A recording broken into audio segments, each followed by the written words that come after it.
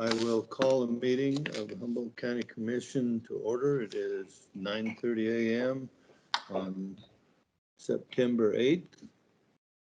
And we'll take a roll call. Commissioner Brisden. Here.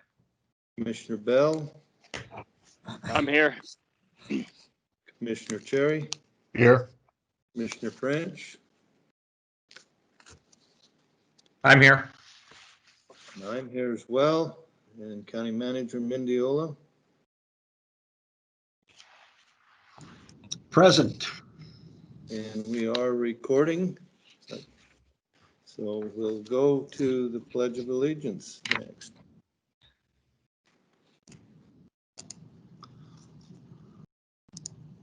You can all join me in the pledge. I pledge allegiance to the flag of the United States of America and to the republic for which it stands, one nation, under God, indivisible, with liberty and justice for all. Thank you. And we'll move to public comment. And for those of you that are on following us today, this is a time to comment on anything that is not on our agenda today. And you'll need to *6 to unmute yourself, and please identify yourself for the record. Is there any public comment this morning?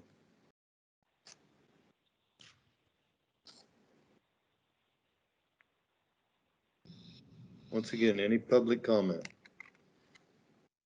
Hearing none, we will move on to the approval of minutes. And we have. And you didn't have any this time, Mr. Chair, I don't believe.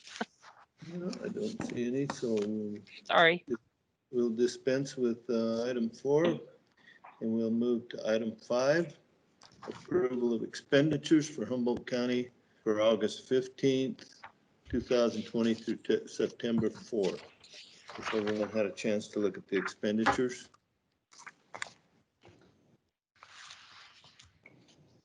Can we get a motion for approval?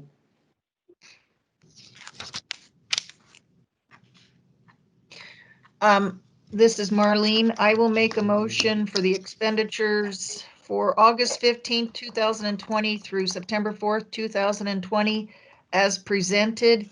Yeah. You need to authorize the clerk to. Oh, good job. Yeah, authorize the clerk to sign for us. Okay, we have a motion on the floor. Are there any questions on the motion? All in favor signify by aye. Aye. Aye. Motion carries. Go to item 6, miscellaneous reports and correspondence. Other information in upcoming meetings, September 10th, 2020, Regional Planning Commission meeting, September 14th, 2020, Regional Airport Board meeting, and September 21st, 2020, Humboldt County Commission meeting. We'll go to reports by commissioners, and we'll start with Commissioner Bell. Ex-Commissioner Bell, I don't have anything. Okay. Thank you. We'll go to Commissioner Brisden. I have a museum board meeting tonight, so that's all I have. Okay. Commissioner Cherry. I have nothing. And Commissioner French. Mr. Chairman, I have nothing to report from meetings up to this point, but I do have meetings scheduled for Elko County Commission to attend the meeting regarding the net proceeds legislation pending, which is coming up next week. I have a Wild Horse and Burro Advisory Board meeting on the 22nd through the 24th. It's virtual, and I also have a Public Lands Natural Resources Steering Committee meeting on the 24th in the afternoon, and a NACO Board of Directors meeting on the 25th. But nothing for today. Thank you. Okay. That leaves me, and I've been gone out of town for a few days, so I didn't really have anything. I had a hospital board meeting. We're don't have anything really major to report there. It was the first meeting of our new CEO. I don't really have anything there. We had a CARES Act meeting last week, and not a lot new there. We putting the numbers together where we'll spend our money. We're hoping to get more businesses to send in applications for funding. Other than that, I don't have anything, so we'll move on. Mr. Mr. Chairman, Chair? this is Commissioner French. I was just wondering, ask a clarification question. The hospital was in the process of building some sort of addition that was going to house some equipment for the genetic testing for COVID-19, or not genetic, Antibody or antibody testing. I was wondering has that been completed? Are they open for business? I don't know that has been completed yet. It should be close. There was more to it than what we thought. So I expect probably by the end of this week, we should be done with that. Yeah, this Thanks. Commissioner Bell is kind of an update there on that. Is the construction part of it has been completed. They're coming out to inspect it just to make sure that it's all correct, and then the thing will be order the machine and be coming and put in place. So you're probably looking at a couple weeks out. Oh, so we don't have the machine available at this point. No, they wouldn't ship the machine until they made sure that everything was in order as far as where it was going to be placed and the plumbing and all of that, which has subsequently been completed. And now it's just a matter of getting the machine here. I've got the interface ready to go, and probably about shipping and everything, you're probably looking at about 2 weeks is what a kind of an estimation. Great, thanks. Mr. Any Chair, other questions? Yes, go ahead. Dave Mendiola, County Manager. Just wanted to give the board an update.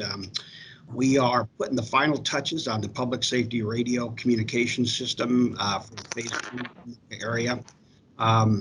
Everything is pretty much in place. There's a few little cleanup cables and a couple of antennas, but testing will start probably Wednesday or Thursday on the radio portion of the system. Microwave testing will begin next week. So right now our goal is that we'll start training with our public safety or our first responders week after next. And so we should be up online for the new system.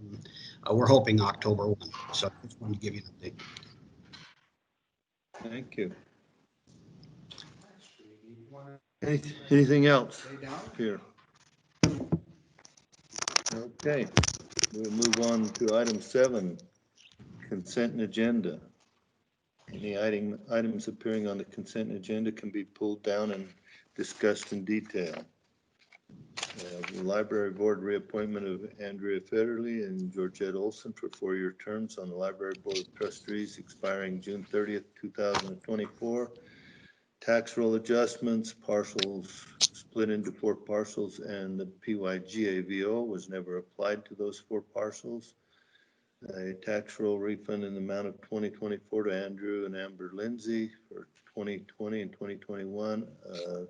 Refund to Andrew and Amber Lindsay for $78.56 for 2020-21, and a tax roll refund in the amount of $78.56 to Andrew and Amber Lindsay in the tax year of 2020-21, and a tax roll refund in the amount of $78.72 to Andrew and Amber Lindsay for the tax year of 2020 and 2021. They get a motion to approve the consent agenda. I will make a motion to approve the consent agenda as presented. A motion on the floor. Any questions on the motion? All in favor signify by aye. Aye. Aye. Aye. Aye. Motion approved. Item 7A is tax roll adjustments, application letters. That's 16 this goes with that, Mr. You Chair. just did that. That's you just just did it. I did, didn't I? Guess I should have been looking at my agenda, the real agenda instead of this one. Employee of the quarter, second quarter 2020. We're going to Abel for that. I'll take that, Mr. Chair. Okay. Dave Mendiola, County Manager. So the employee for the third quarter of 2020 is Rochelle Paquette. Rochelle is our grants coordinator, and as you know, she's was brought over from the sheriff's office approximately 8 months ago and was thrown into the fire, you might say. And she has just done a bang-up job here. And if you recall, one of the number one priorities was to work very closely with district court specialty courts, those grants, you know, in a state where we understood exactly what reports needed to be done and who was doing the work.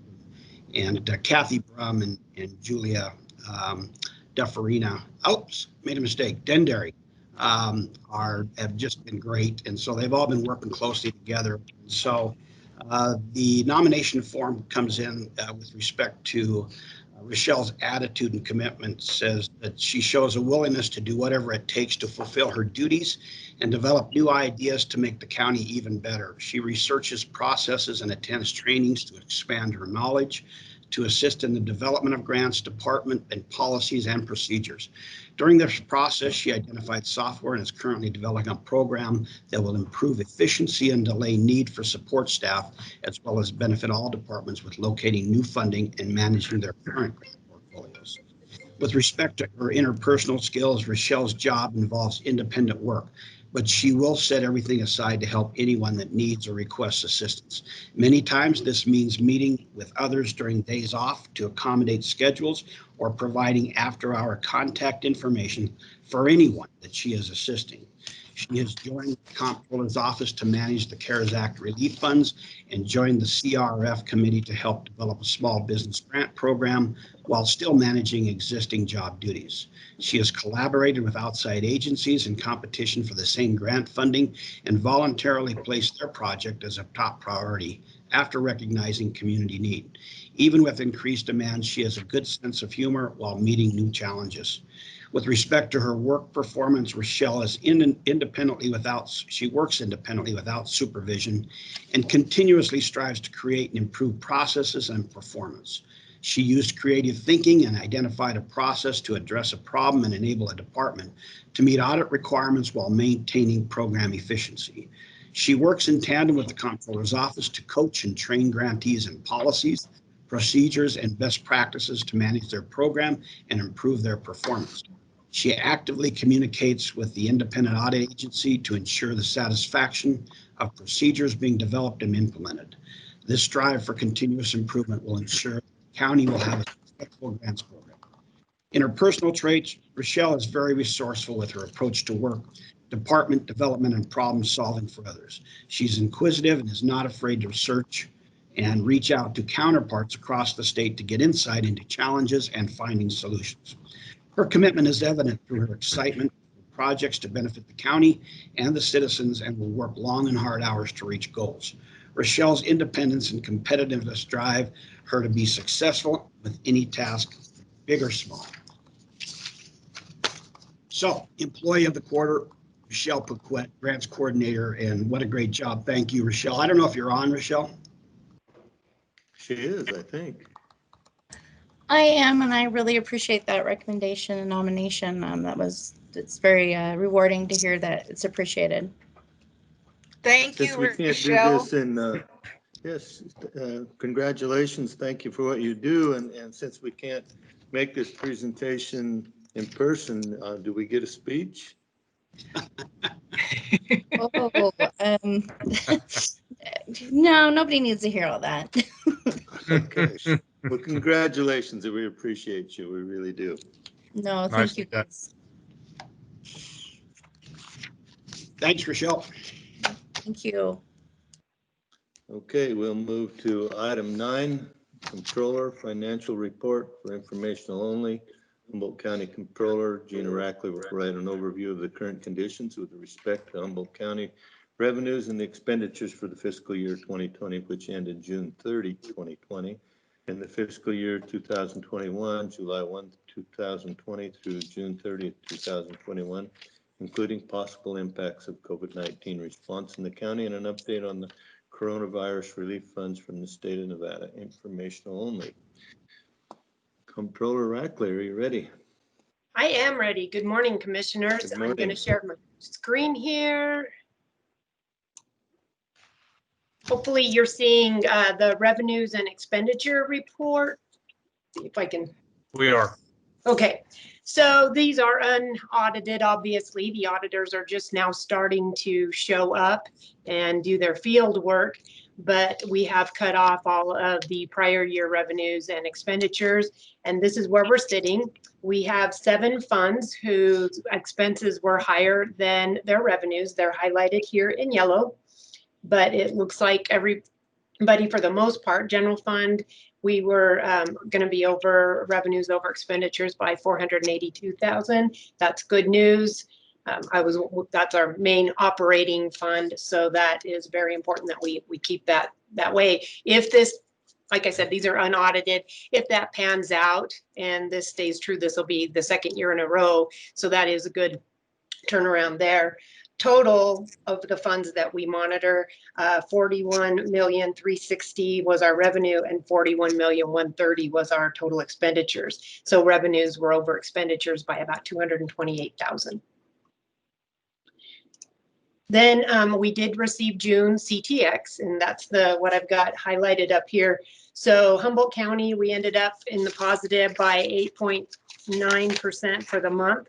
But for the year, the total was 11.6%. So that is good. That is with mining being down reported by 53%. So to put that in dollar figures for the year, this year's current taxable sales were right at about 21 million compared to 45 million the year before. So would still like some answers about that. Besides that, again, a lot of the contractor items were up. Our merchant wholesalers, durable and non-durable goods, were up. Motor vehicle parts and dealers were up 41%. Furniture stores up 32%. Food and beverage stores up 6.9%. Gas stations up 28.8%. The big one, again, non-store retailers. So those are anybody you've ordered from that doesn't have a store here in Humboldt County, up 451%. So that was huge. Last year in June, our total non-store retailers were 816,000. This year was 4.5 million. So yeah, it was a lot. Restaurants, food stores, they're still down pretty significantly, 22.3%. But hopefully, as more and more of the businesses have been able to open up and use their creativity, hopefully we'll see those restaurant numbers turn around. But we did receive the following letter from the DMV, and this is not good news. This is the government services tax that you pay when you register your vehicles out at DMV. The DMV got new software, and they found out that the out of town, the vehicles that from commercial vehicles not located in Humboldt County, in the county, was being calculated incorrectly for the last 10 years for an over distribution of $1.4 million. They state in the letter that as of now, they will not be trying to recollect that 1.4 million. They'll just change the distribution as of July going forward. This for us in 2020 was about $175,000 for the year. So I did reach out to Kelly Langley at the Department of Taxation. I have not heard back from her. I think she was out of town with the long holiday and probably this morning trying to play catch up. But I'd like to know for sure if they're going to ask us to repay some or all of that, especially after the last 2 special sessions. We heard a lot about how funding in that general highway fund for the state was pretty low. So I don't know. I don't even know if Kelly can answer that question at this time, but I'll keep you guys posted on that if I hear any more. And then the last page here, I wanted to just update you on the coronavirus relief funds. So as you know, Humboldt County has been allocated 1.6 million, and we received the first half of that, 828,000. And then once we've spent that, we can request further distributions. So we've expended to date about $237,148. $68,568 of that was to Dr. Stringham, Nicole Maher, and any public communications that had to be paid for. We were able to go back and pick up, excuse me.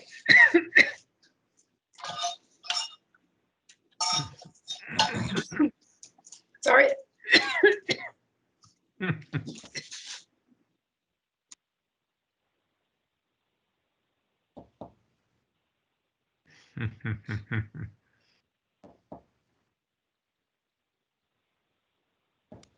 Sorry about that.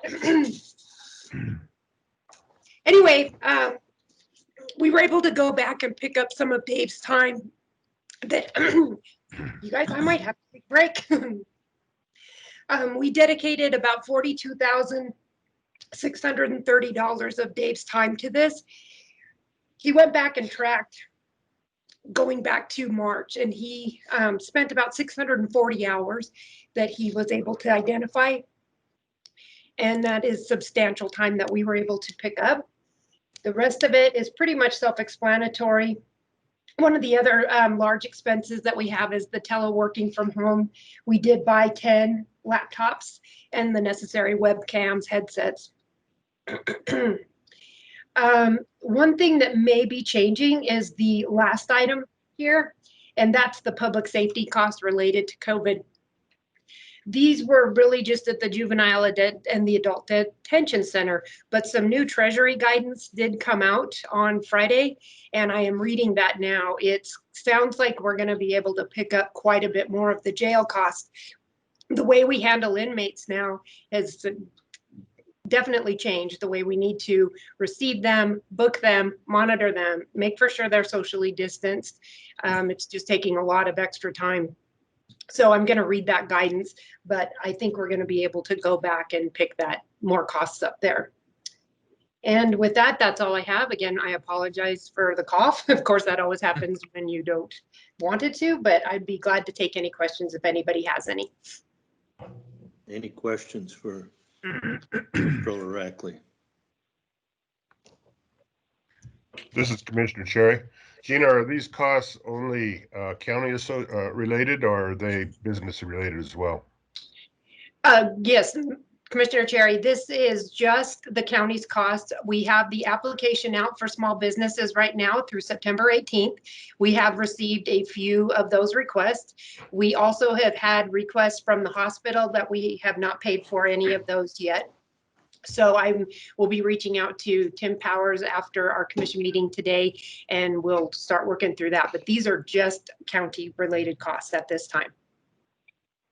Thank you. You're welcome. Mr. Chairman, this is Commissioner French. I had a question if I could. Go ahead.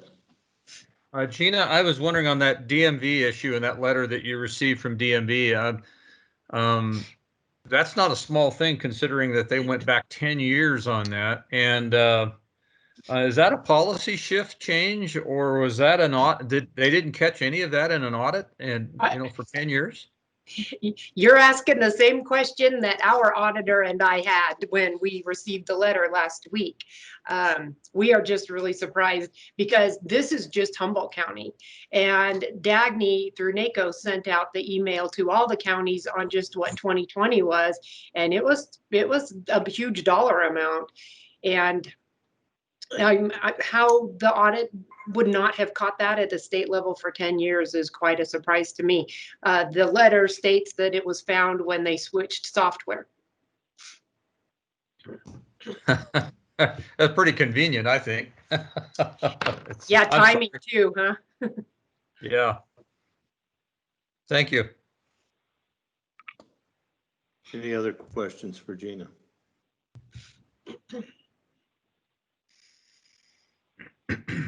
Okay. Thank you, Gina, and you hang in there, kiddo. We need you. Okay, we'll move We'll move on to item 10 then. This is Gina again, Comptroller Resolution to adopt financial policies and procedures in the general fiscal policies for possible action, consideration, discussion, possible approval of a resolution to adopt financial policies and procedures in general fiscal policies. I'll turn this over to you, Gina. Yes, thank you, Commissioners. Again, Gina Rackley, Humboldt County Comptroller. So this is a resolution that I was surprised that we didn't already have in place. Rochelle Paquette was working on a grant and they requested a copy of our written policies on our cash handling. And although all of the offices have like their own best practices and internal controls that fit their office, we did not have anything in writing for the county. So this kind of spells out really what we're doing when we do the budget, who's responsible for what, whose role comes into place in each one of them. So this puts into writing what we're already doing, and this will assist Rochelle in her grant applications, if any requests, what our fiscal policies are. Okay, thank you. We'll go to 10A, the resolution. I will make a motion though first. Oh, Okay. yeah, there it is. Sorry. I will make a motion for this resolution to approve the resolution as presented. Okay, motion on the floor. Any questions on the motion on the resolution? Hearing none, all in favor signify by aye. Aye. Aye. Aye. Resolution is passed. Thank you very much. Let's see, what time is it? We've got 3 minutes before the public hearing. I think we got maybe two. Yeah, I was trying to see if there was something we might be able to catch quickly, but you might want to just wait here a minute or two. And while I've got you, Mr. Chair, I'm waiting to hear back. You may have gotten the same text from Dagny that our presentation by Mr. Crowell from the governor's executive order regarding climate change, they lost power in their building. So I'm not sure we're going to be able to pull that one off. So when we get to that, we'll see if we have an update by that time. Okay, thank you.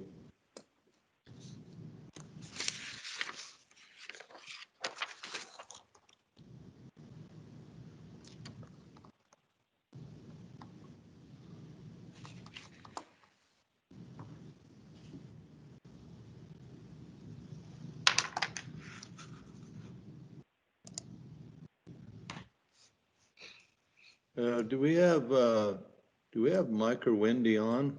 I'm not showing that you're here. Chairman, this is Mike McDonald. Okay, you're on. All right.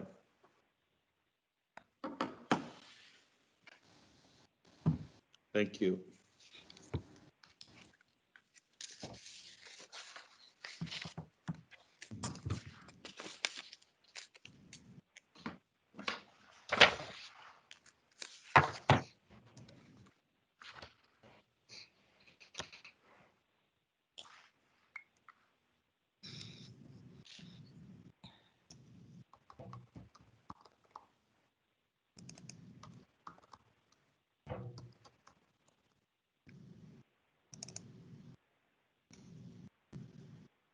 We're good to go, Ken. Not yet. It's only 9:59. Oh, gosh.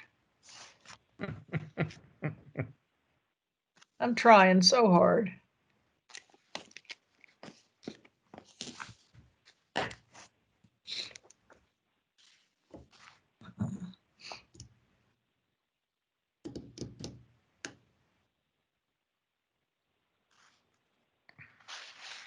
Okay, it's 10 o'clock and we'll move to item 11. It's a public hearing, VH-20-09 variance application to consider a variance application submitted by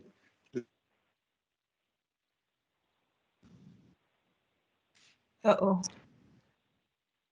We're losing you, Ken. of a new manufactured home.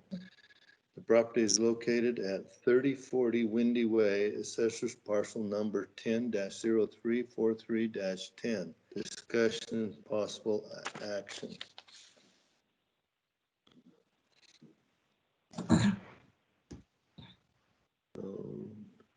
Mr. Chair, Dave Mendiola here. Yeah. Sure, I think Betty might be out today. I know that she was, yeah, I think she's out today. So this is essentially, excuse me, a variance request to decrease the required south side yard setbacks from 7 feet to 5 feet to allow the placement of a new manufactured home. So in looking at the staff report, Betty reached out to anybody that may have a problem with that. No responses were received, and her recommendation was based on the above findings for approval of this variance. Okay, thank you, Dave. Any questions from board members? I'd entertain a motion. We got a public hearing. All right, we have to ask public comment on that, don't we? Yeah. We can go to that right now and ask for public comment on this item, VH-20-09, parcel number 10-0343-10. Is there any public comment?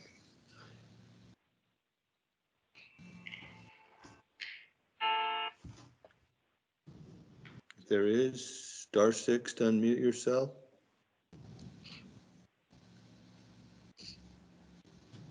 Hearing no public comment. Did we get a motion? I'll make a motion to approve the variance application for VH-20-09, a setback for Julio Martinez to decrease the required south side yard from 7 feet to 5 feet to allow placement of a new manufactured home on parcel number 10-0343-10 at 3040 Windy Way. Motion on the floor. Are there any questions? All in favor signify by aye. Aye. Aye. Aye.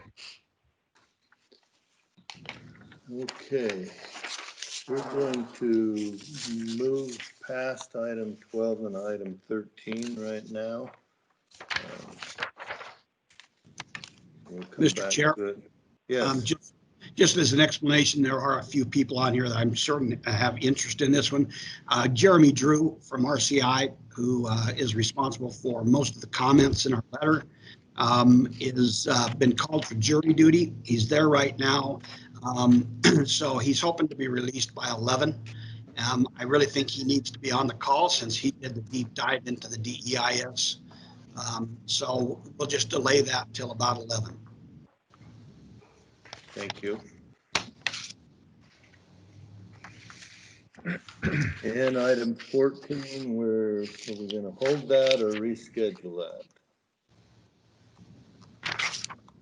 that? We will reschedule that. We just got an email that they've lost their power, so they won't be able to make that presentation today. So we'll reschedule that.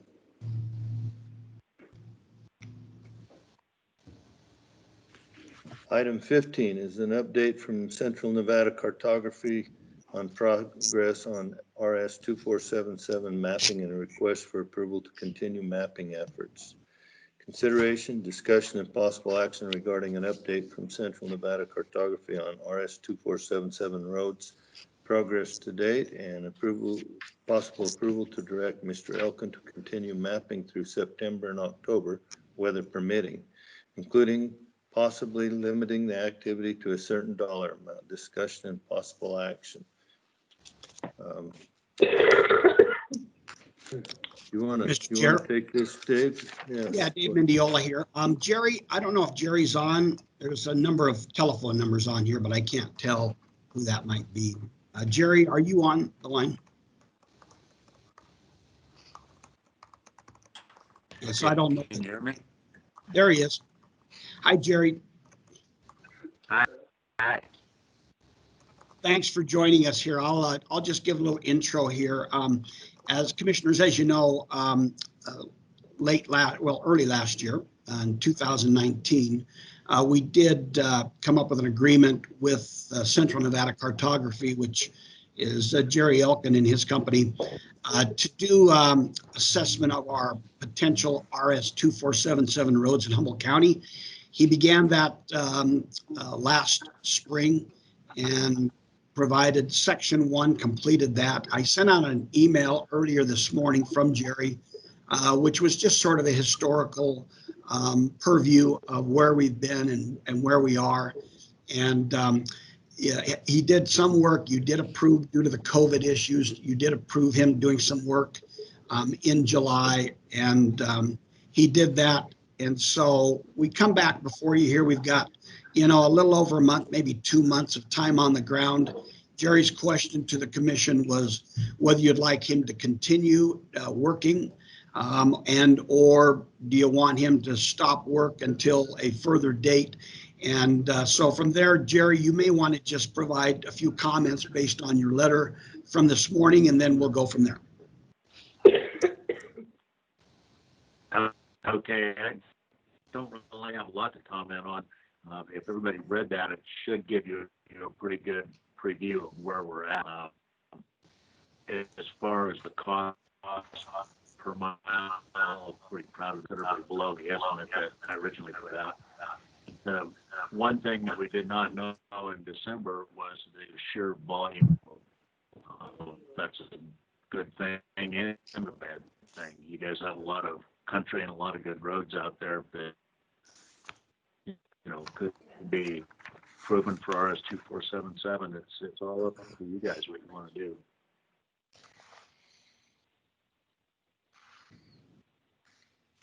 Okay, would you like to comment on this, Commissioner Bell? No, I read through where we're at with that. Financially, I'm not sure what the other commissioners think. It's if we've got the ability to do this, I think it's probably not a bad idea to continue down that road. But you're just interested in hearing what the other commissioners think. All right, thank you, Commissioner Bell. Commissioner Brisbane. I agree with Commissioner Bell. I think we need to continue this. And after seeing the staff report and all of the information that was said in there, I think it's just smart for us to do it. Let him get his job done and let's get it done. Okay, thank you, Commissioner Cherry. Yeah, I want to thank Dave for, I brought up that what I thought Eureka County was doing, and he checked into it, and some of the information that he received from Jake Tibbetts was very helpful. I guess it boils down that no matter what, we do need to identify roads, but it also says that, Jake says there's a lawsuit in Utah right now and regarding this, and depending on what comes out of that lawsuit, that court case, we'll have a lot to determine on what we need to do. Are we doing too much?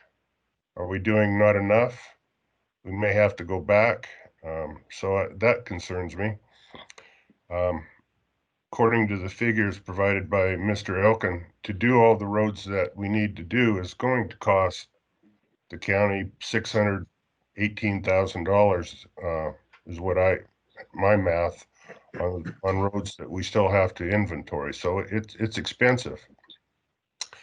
And so I know that our revenues are coming in a little better than, or maybe quite a bit better than what we expected. I still don't feel comfortable thinking that all is good and we're okay with spending those dollars. But I don't know. I think that we do need to maybe reevaluate what is needed what we need, and to what extent how much we need to do. To what extent how much we need. Can I speak to that? Can I speak to that? Yes, go ahead. Go ahead. Yeah, that Utah lawsuit definitely will shed a lot of light on a lot of things. But I think another place to look to see what might need to be done is that Senate bill of 2018. I think it really lays out what the government's looking at that they would want to be able to authorize RS-2477. So I think that might be a place to look to also get information that will let you have a concept whether we're doing enough or too much. I am not obviously a lawyer, and I'm not making any claim or representation that everything I'm doing is going to be clear sailing through the federal legal process comes out.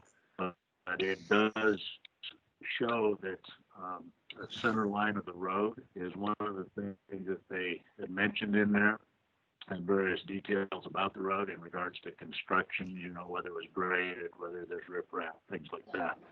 So if those, regardless of the lawsuit in Utah, if the Senate bill goes and they want this data, there really is no other way to get that data than to drive the road and take pictures of it.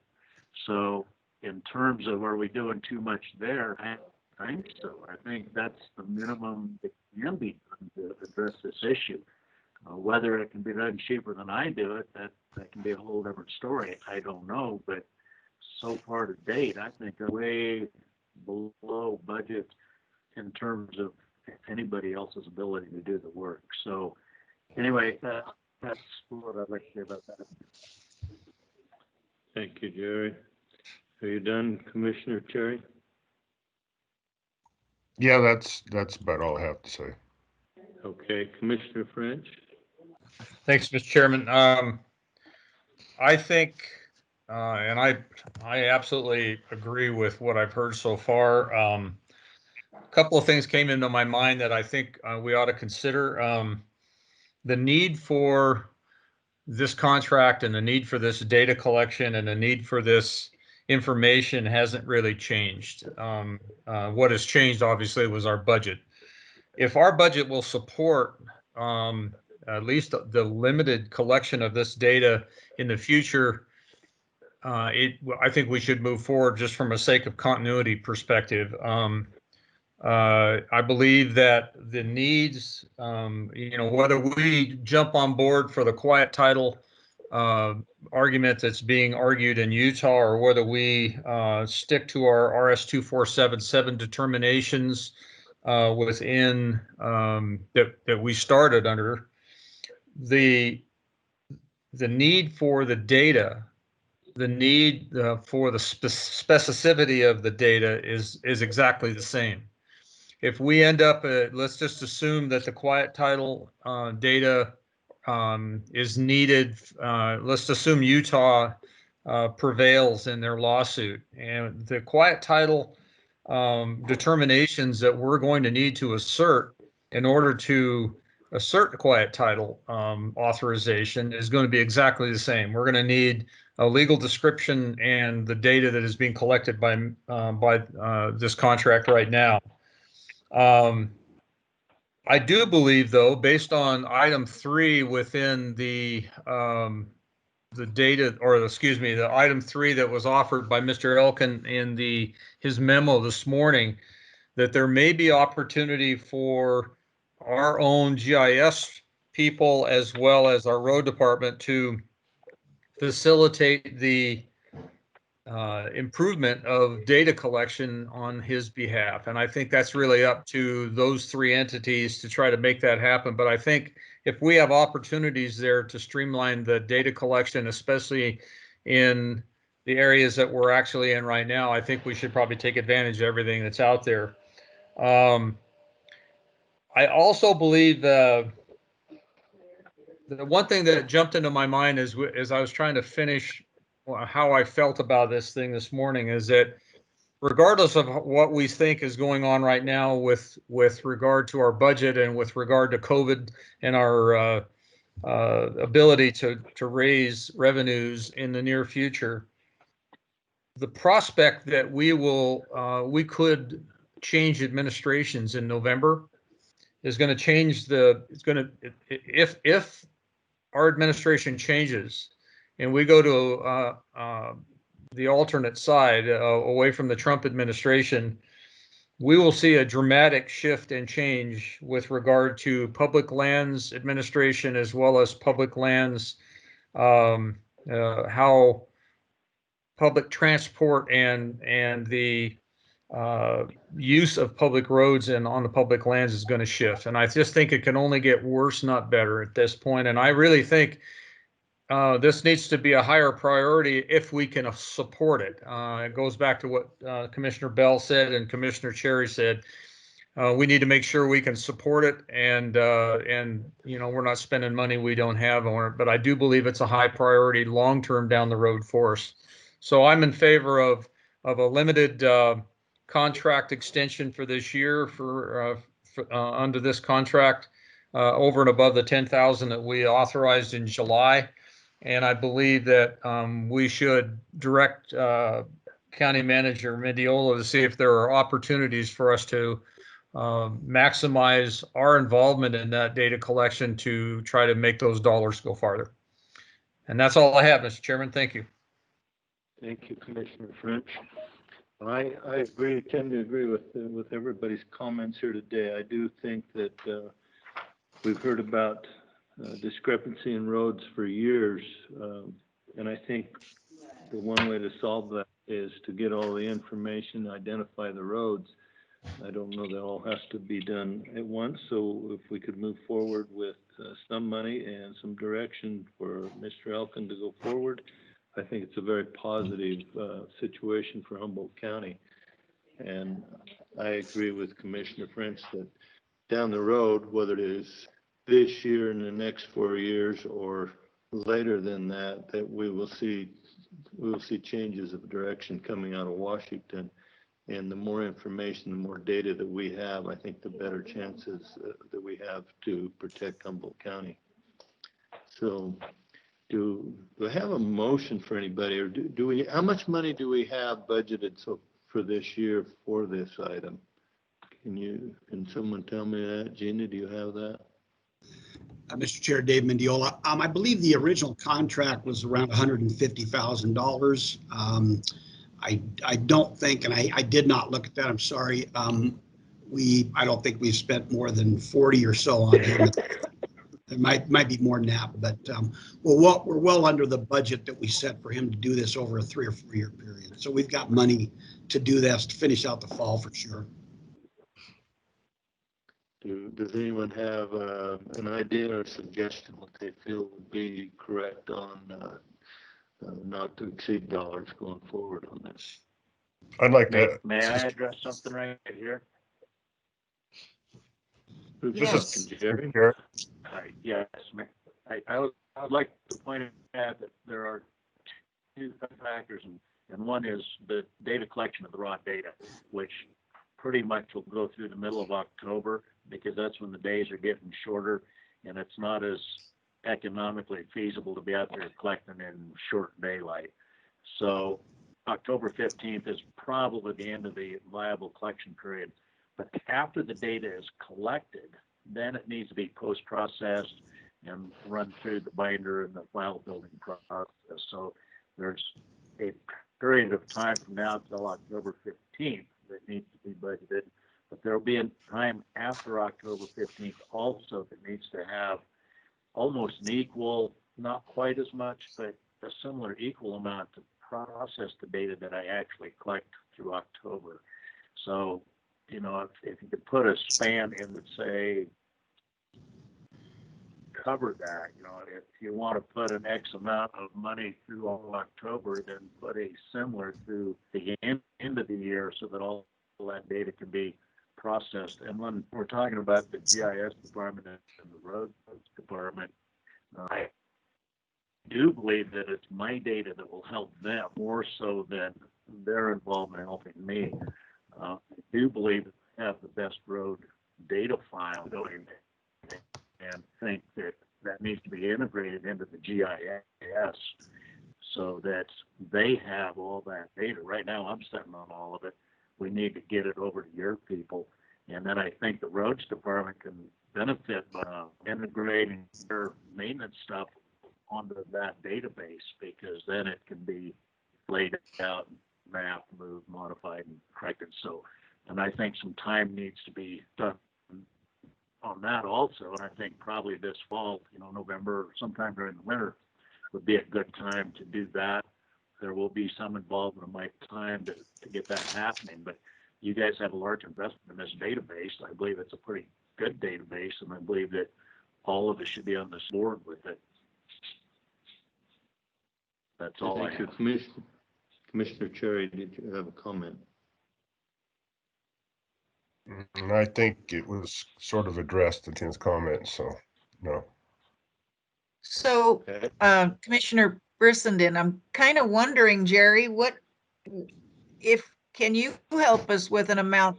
Did you say that it's probably about as much as we've already put in, about 40,000, another 40 would be good, or what's your feeling?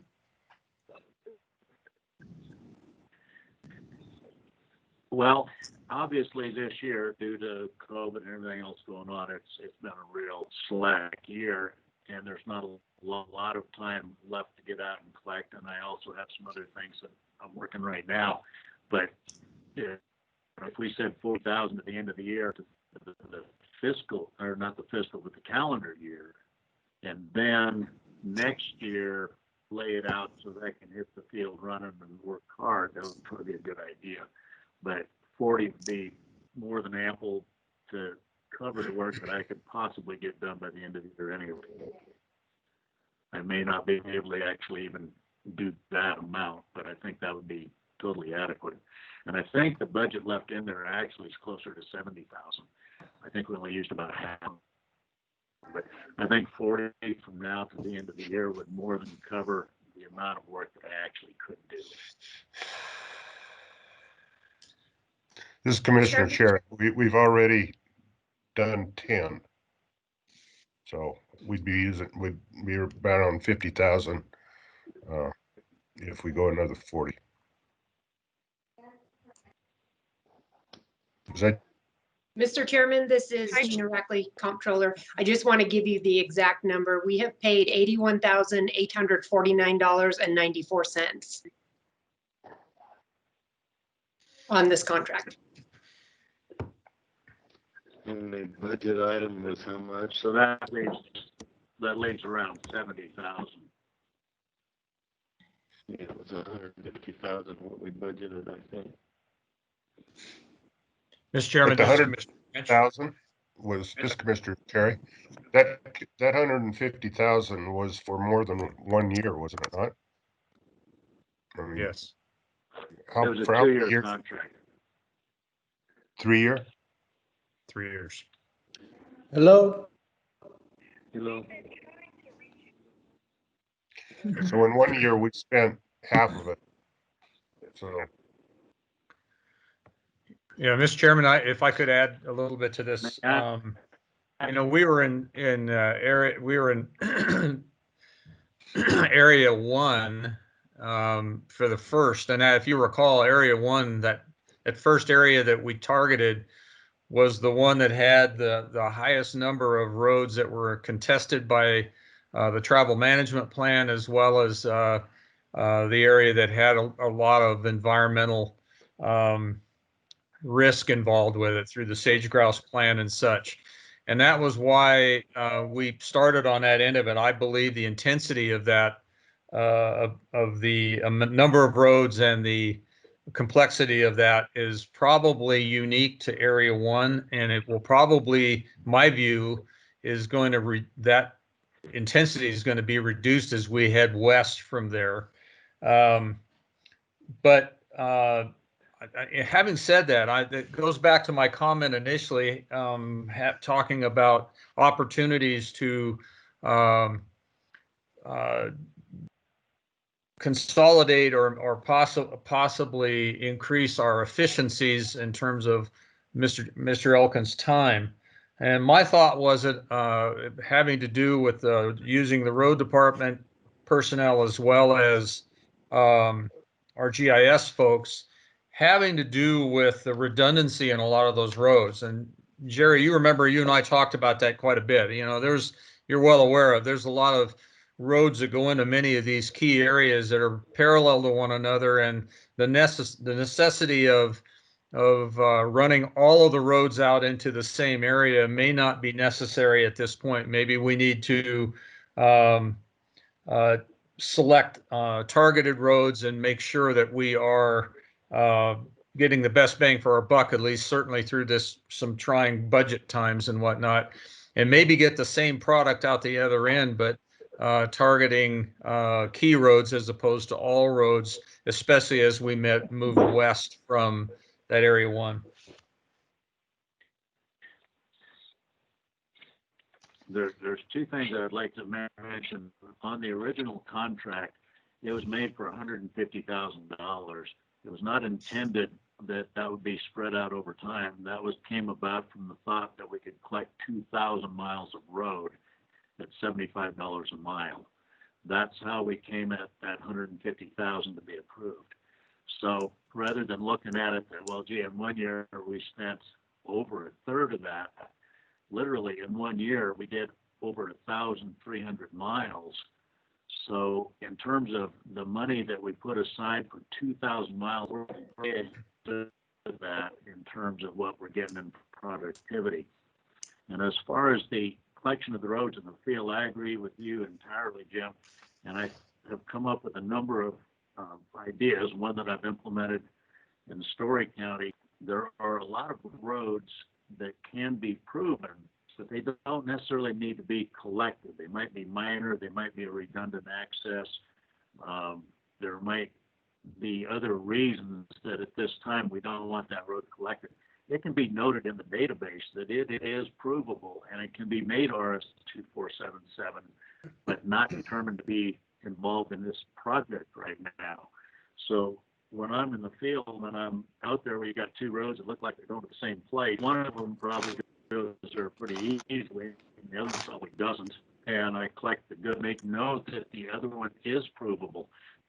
So at a future date down the road, however many years, if somebody says, wow, that road is important and we need to get it, we know that we can. We know that the proof data is available, but the work hasn't been done on it.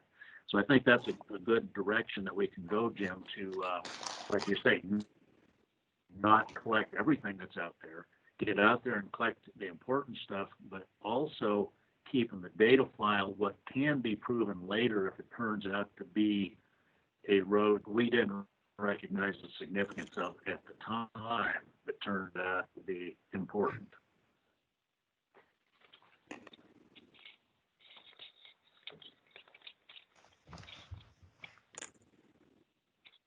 Mr. Chairman, this Okay. is Commissioner French again. I think it brings us back circles around. I still think this is a project that we brought forward because of a travel management plan that was sitting on our lap. That's not gone away. It's just on hold. I think we should, if we can facilitate completing this project sooner than later, I think it's going to benefit the county and the industries that depend on those roads. Certainly in light of a possible change in administrations is followed by a possible outcome from a court case in Utah. I think both of those items presents an argument in favor of moving forward to this thing sooner than later. And I would, having said that, we put a not to exceed number in our original contract. I think we just leave it alone for this year. I don't think Mr. Elkins basically has stated that he didn't think that he would exceed the 40,000 that was originally thought for this year. I think if we held it at 40,000 total for this through the end of the calendar year, I think that would probably be sufficient to complete the field work he's got right now, in addition to the office time he's going to have to prove those roads up. Would you care to make that in a motion?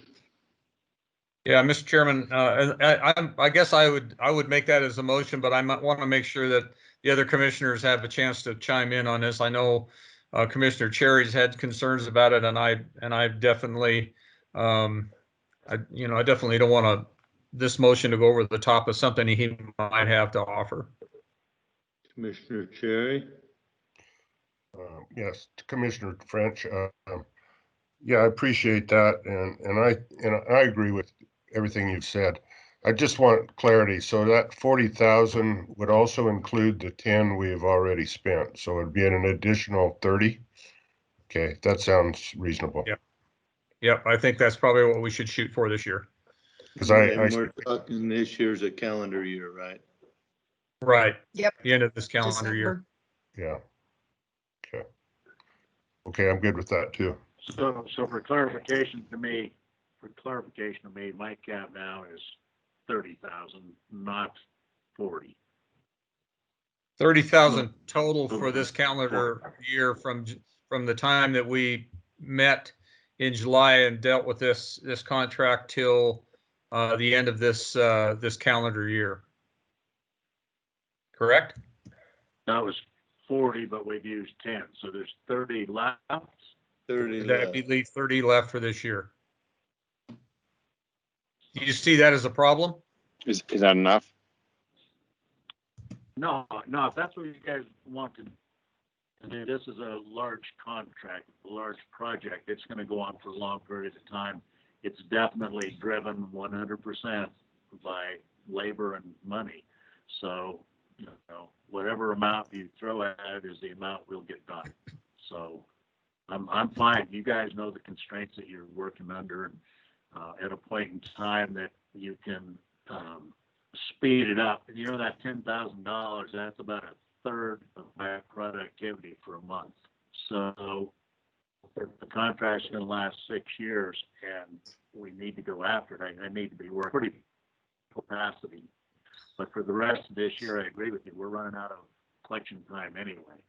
So I think that 30 will be fine. As we look toward next year, I think you guys need to realize that it's a long project. We really need to go after it. But I appreciate right now. I think that's good. Yeah. I appreciate that, Jerry. I think ultimately, we've had discussions internally about cutting budgets based on some of our challenges right now, and I absolutely I'm on board with my fellow commissioners along that line. And I think having said all that, I think I'm comfortable with us moving forward with an additional $30,000 to the end of this calendar year on this contract, and with the knowledge that we'll sit down and have a discussion, an in-depth discussion of what is remaining coming out of maybe going into the next fiscal cycle. I think we have some opportunity for us to identify some redundancies that I think we can probably save some money on and still serve the public. So, Mr. Chairman, with that, I'm gonna, in a form of a motion, I would move that we provide an additional $30,000 on this contract through the end of this calendar year. Okay, we have a motion on the floor. Thank you for that. And do we have any questions on Commissioner French's motion? If not, all in favor signify by saying aye. Aye. Aye. Aye. Okay. Move to Item 18, Mr. Chair, or 16, excuse me, sorry, 16. 16. 16. Public Works Department, request from Public Works Department Director Don Kalkowski to hire 2 road equipment operator positions for possible action. General road projects. Mr. Kalkowski, you want to come on board here? So good morning, everybody. So the memo basically states our position on this, and I've been saying for the last few months, I mean, this weather over the summer has just been murder on our roads, and just trying to stay up on the maintenance of them has been difficult. So in what was it, January, March last year, let's say, let me look at my memo. February, March, we attempted to refill a position that we had originally hired and gotten approval to hire back in 2019. That individual didn't work out. So if you recall, that was right before COVID, and right before we onboarded is when COVID hit, and we elected not to onboard that individual, and we just put a stop on hiring any new individuals at that time. So as time has gone on, we've collected some more information, and we've actually hired on our water wastewater person, who has worked out very well. And thank you very much for allowing us to get him on board. Additionally, we have two individuals that have 30+ years that could go at any time. They haven't given me a time frame. One's kind of given me a year and a half left before they retire. The other one, not really saying how long they're going. We also have one more individual that has said that he's going to wait until this winter to go. He's got 5 years in now, and this is kind of his second career. So he's just essentially in it for the retirement, which he's getting out here pretty soon. So at any rate, if one of those people leaves, it's going to be tough on our maintenance. So if two of them leave, obviously it's going to be worse. And then we have to deal with the leave with personnel, and that happens on a weekly basis. We're dealing with, sick people, annual leave, and the like, and it's a strain on trying to get all this stuff done. So right now I'm asking to hire the 2 equipment operator positions that we currently have open. And mind you, one of those was previously approved in 2019 to hire, but that got held off due to COVID. So any questions? Any questions for Don?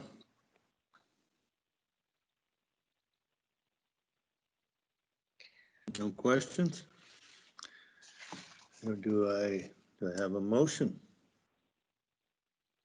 I will make a motion to, let's see, to hire 2 road equipment operator positions. I think that's it that have been vacant in an excess of 120 days. Thank you. We have a motion on the floor. Do we have any questions on the motion? All in favor signify by aye. Aye. Aye. Aye.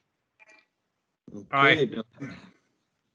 Motion passes unanimously. Okay, Don, you have work to do to go get some more people to work for you now. Can you give us a report on where you're at and what you're doing? You bet. Yeah, now comes the hard part is if you guys could remember that I think Dave Schwartz mentioned at the last RTC meeting that they're down 14 people at NDOT, which are similar positions and similar qualifications. So yeah, it's going to be a chore for us, but we're up for it. Okay, so updates. We've just been out trying to maintain these roads. Midas roads were on the last week, and then before that, Eden Valley for the Golconda area. Chimney is being worked on as we speak. That kind of ties into Shelton, which we worked on the last week or so for the Paradise area. Orovada area, we've done a bunch of mowing lately, and we're going to continue that. We had a small mechanical breakdown, but that should be resolved today. In the meantime, those guys have moved over to Kings River and they're doing some grading on the roads over there. Bottle Creek, that took about a week and a half to get that dressed up. I don't know if you guys recall. About 2 weeks ago, we had calls and complaints that there were some huge holes in that road, and we went over there, patched those holes, finished work on Leonard Creek, and then bumped back over there. And so Bottle Creek is completed. And then Jungo, that took about 2 weeks, and now we pulled off of there a week ago, and now I'm getting reports that it's already bad. So I'm not sure what to do with that. I've got to call in to our mag supplier because the portion that's bad is from Blue Mountain, 5.5 miles west. And that is a portion that we did a full shot of that DuraBlend product on. And from that point west, the mine did a full shot of magnesium chloride, and the mag chloride section is holding up much better than the DuraBlend portion. So I've been in contact with our supplier, and they're looking at if there was any issues. They talked about watering it, and I told them, I said, the mag section out there has had no different than the DuraBlend portion. So we're working to try and get some resolution on that. The other thing, it's potato harvest time, so we got the Golconda crew working on Dutch Flat, just trying to keep that road together. They're grading this week, and then next week potato harvest starts, and they'll maintain presence out there with water trucks, just trying to keep the roads and everything together out there. So, any questions? Questions for Don? Mr. Chairman, this is Commissioner French, if I could. Go ahead.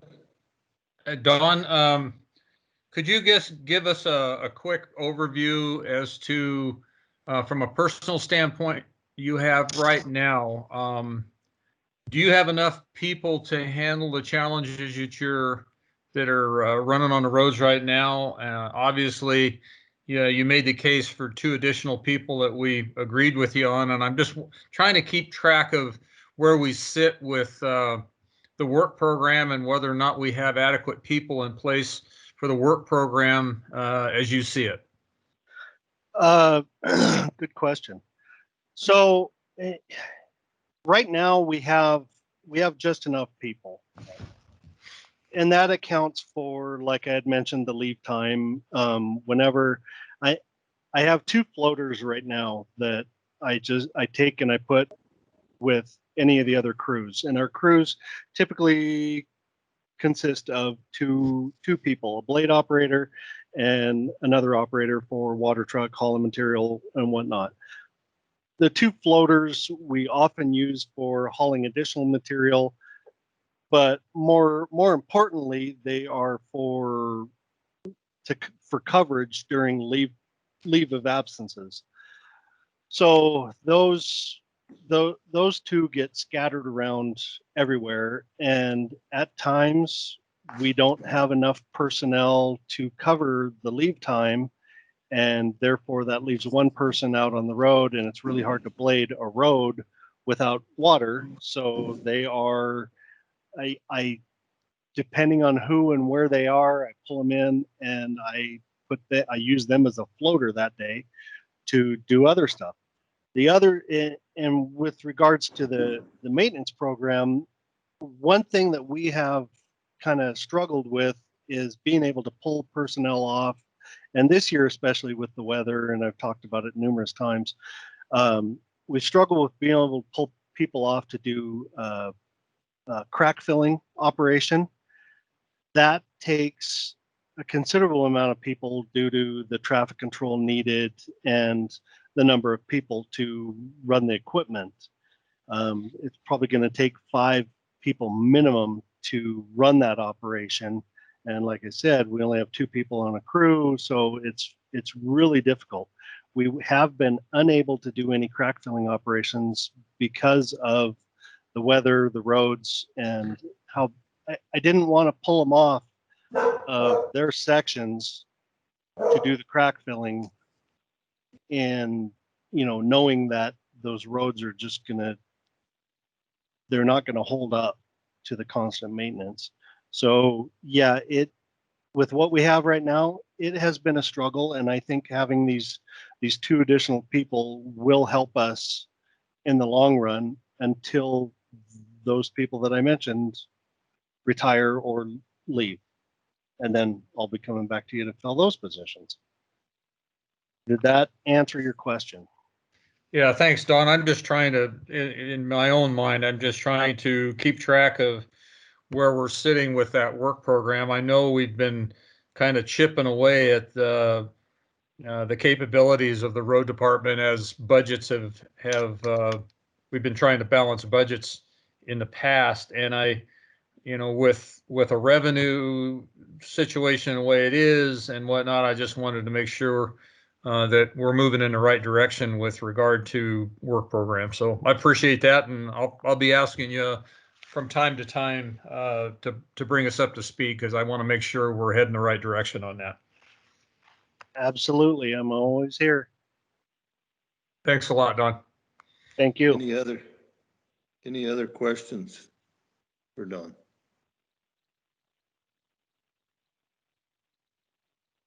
Okay, thank you, Don. Thank you all very much. We'll move to item 17. District Attorney request to enter into agreement with Carpel Solutions. Consideration, discussion, and possible approval of agreements with Carpel Solutions for case management software for the District Attorney's Office in an amount not to exceed $115,000 for the first year. An annual fee to maintain, support the application thereafter, and for authorization of District Attorney Mike McDonald to sign said agreement. Mr. McDonald, are you on? I am. Good morning, Mr. Chair, fellow members of the Commission, Madam Clerk.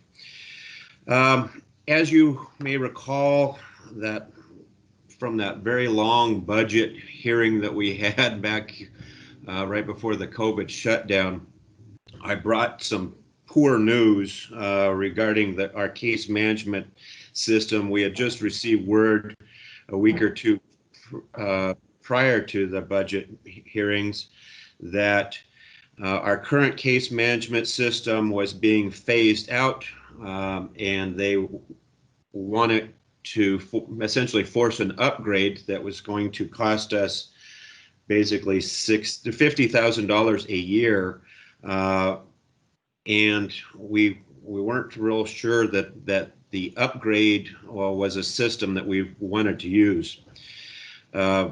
And we had started to receive some information from competitors, and since that time we've been researching the systems that are available, including the upgraded system that we're currently using.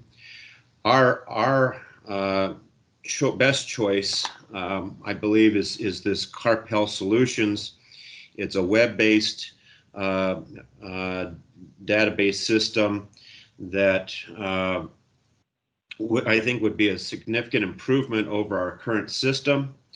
The first year cost is $65,000 plus estimated travel expenses for the installation and training of $3,600. That's the first year cost minimum. There in the contract you'll see some additional options, and we would propose, I guess, and request with two options. One being the bare minimum that we would like to move forward with this Carpel Solutions, and that'd be a total first year cost of the $68,600. The agenda item included basically the $115,000, which would be for all the bells and whistles that are included in the optional items. In the optional items, there is a law enforcement interface of $10,000 per agency, and we would really like to be able to have interface with the two law enforcement agencies that we have the majority of our reports and investigations, that being Humboldt County Sheriff's Office and Winnemucca Police Department. So that would add another $20,000, and that'd be essentially our second option if the commission is inclined to include the optional items. So we'd be looking at 88,600 versus the bare minimum of the 68,600. But the annual fees or costs after this initial year would be $11,000 approximately. Right now it's showing total annual support services 10,100. So significantly less than what the updated conversion with our current system would cost in the future. So like I said, we'd be willing to move forward with the bare bones of 68,600, but if the commission's inclined, we sure would like to see if we could add 20,000 for law enforcement interface with Sheriff's Office and Police Department. Glad to answer any questions the commission may have. Thank you, Mr. McDonald.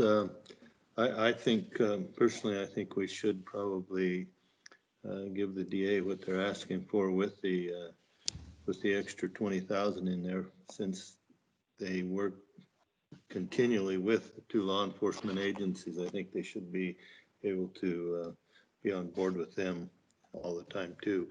What are your thoughts, Commissioner Brizendine? I'm completely behind this, and I have no problem with allowing the case management software and the interface with the city police department and the sheriff's department. Just wondering if we will be making it not to exceed 115, or do we make it the 88,600? If I may, Mr. Chair, the 88,600, that does include the estimated travel expenses, and I think we could probably pick up out of our travel any differences. So if the commission would like to limit the amount to the 88,600, I believe that would be fine. Okay, Commissioner Bell. Yeah, I don't have any issues with any of that. I think as long as we're doing it, we should include the law enforcement interface. So I'm perfectly on board.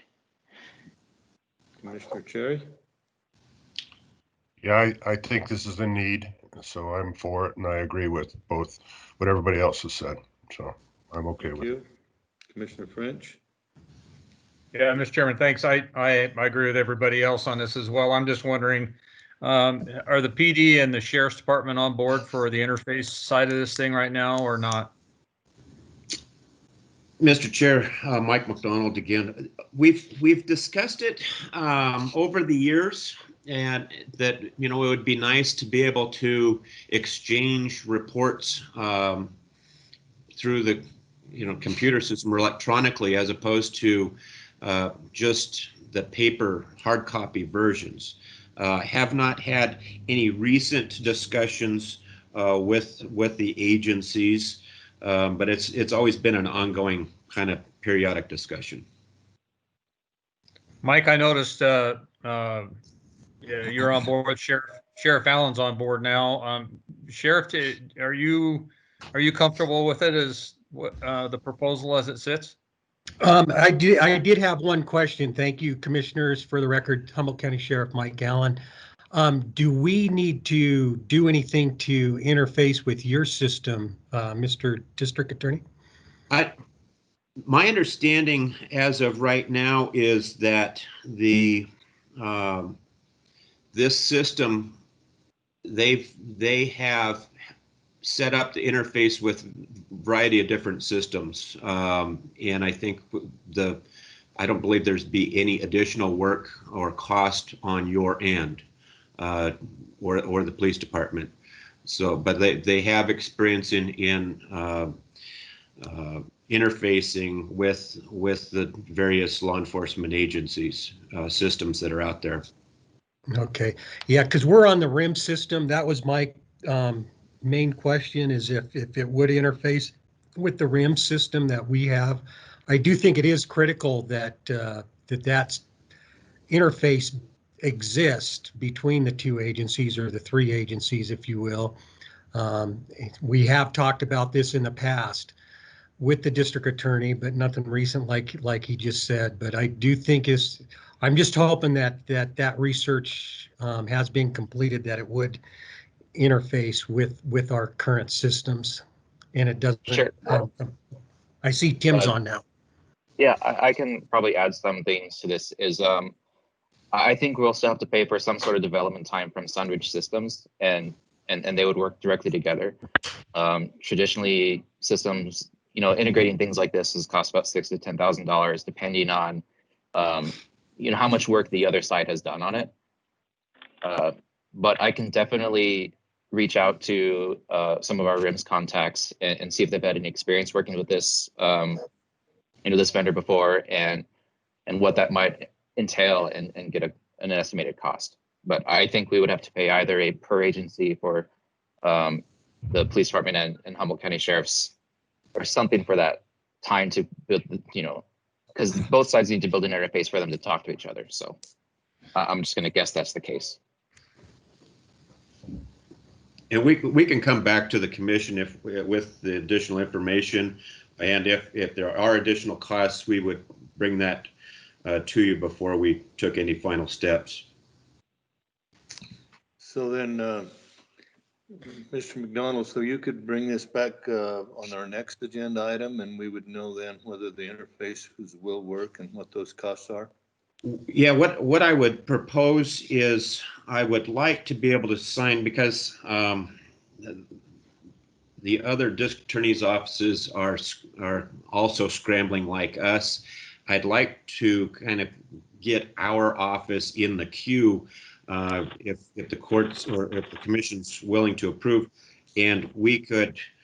So I'd say approve the system itself, and then I'll come back with additional information regarding the interface. So the system itself would be the 68,600. Correct. Okay, that sounds good. Any questions from the commissioners? Mr. Chairman, I had one other additional comment or question. This is Commissioner French. What we were talking about initially, the PD and the Sheriff's Department being the two entities that are interfacing, and I would just say that in the report back to us in terms of what the costs are for interface, two questions. First off, I'm wondering about NDI, and I'm wondering about some of the other state agencies that might want to have this capability as well. If it's going to make the district attorney's job easier and law enforcement's job easier in terms of getting information back and forth, we should be all over it. And secondly, I'm wondering those entities which would like to be dovetailed into this system, whether we ought to be talking about their support from their budgets into it. Just saying. But I'm in favor of it right now for the 88,600. I think it'd be 68,600 until we find out the information. Is it 68? Okay. Yep. And I don't mind making a motion. I'll entertain a motion then, Mr. Commissioner President. I'll make a motion to approve the agreement between Carpel Inc. and Humboldt County for case management software in an amount not to exceed $68,600 in year one, as well as annual maintenance. Okay, motion on the floor. Are there any questions on the motion? And does that motion authorize myself or someone else to sign the agreement? Yes, it does. It allows Mike McDonald, our DA, to sign the agreement. Mr. Chairman, I had one additional question for clarification. This is Commissioner French.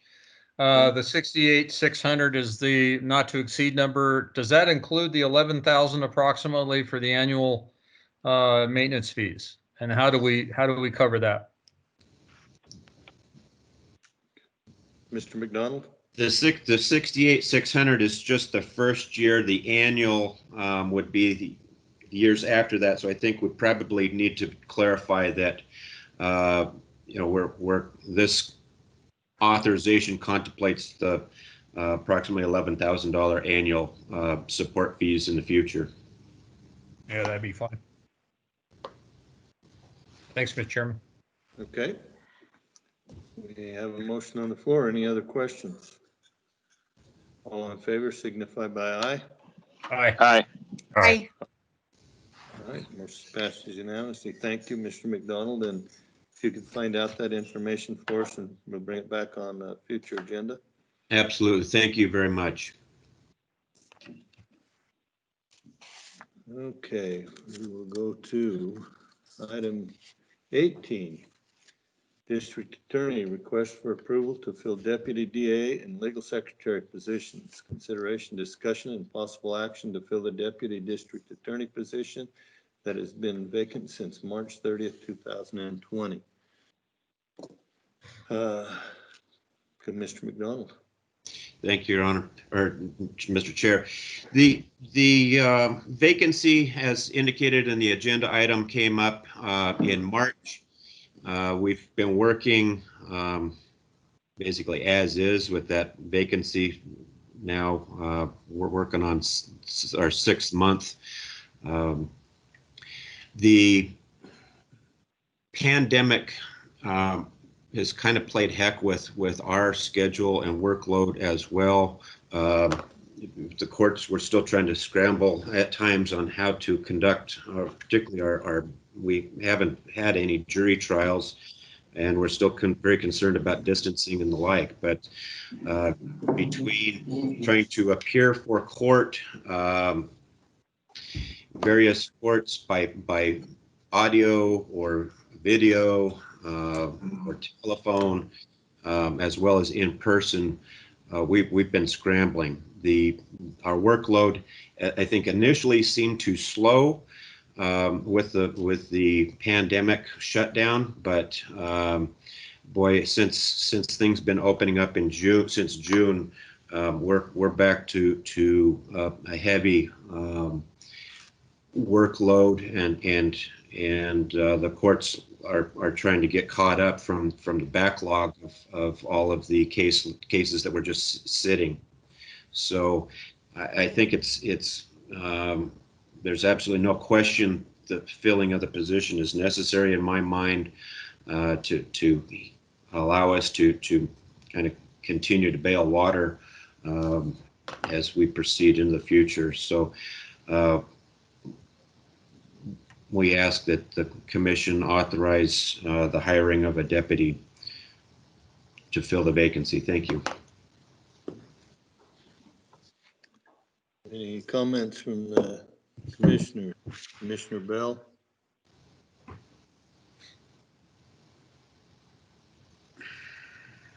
I was on mute. Commissioner Bell, I don't have any issue with that. I think this is something that's needed. Okay, Commissioner French? I have no problem with it. We've waited the 180 days, and I believe, district attorney has pretty much stated for the record that it's an essential position.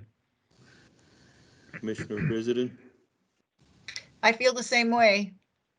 Thank you. Commissioner Cherry? I feel like everyone else, it's a need. Okay, can I have a motion?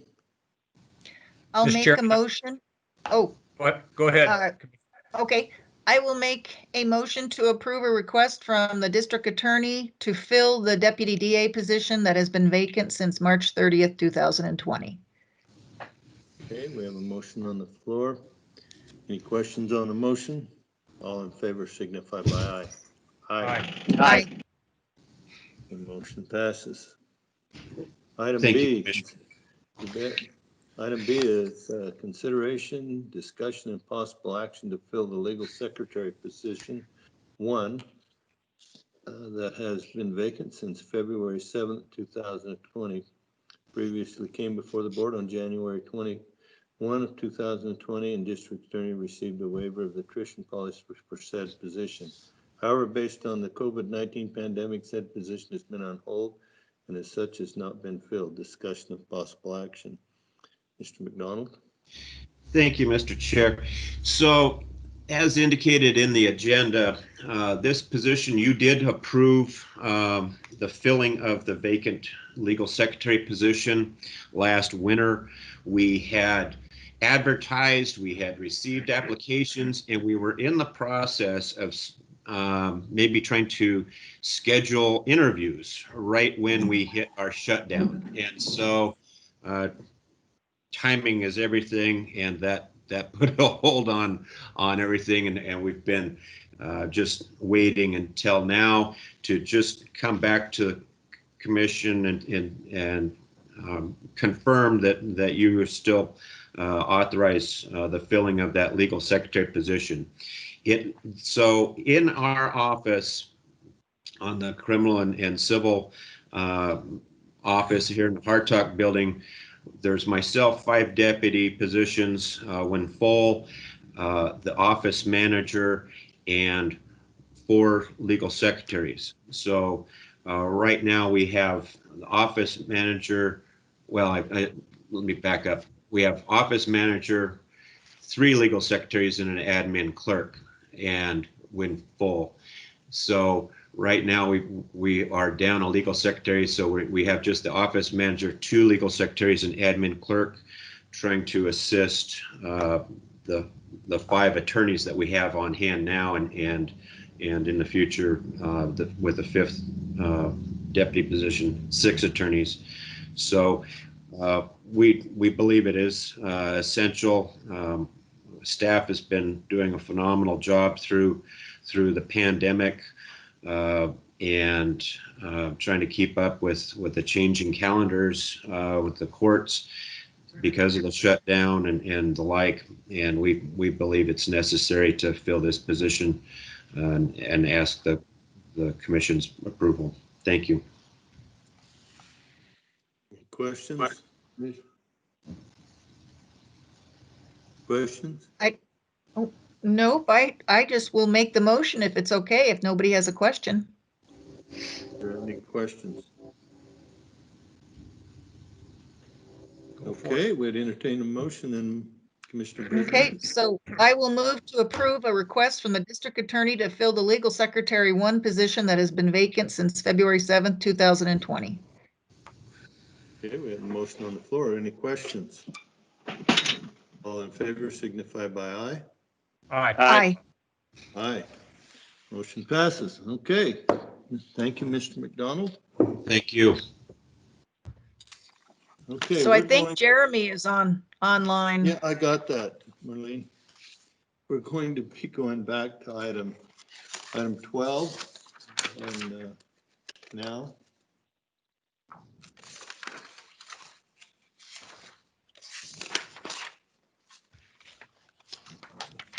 Item 12, to request BLM for extension of 30-day comment period for Thacker Pass, DEIS. Consideration and discussion and possible action regarding a request from the Department of Interior, Bureau of Land Management for a 45-day extension of the comment period for Thacker Pass draft environmental impact statement.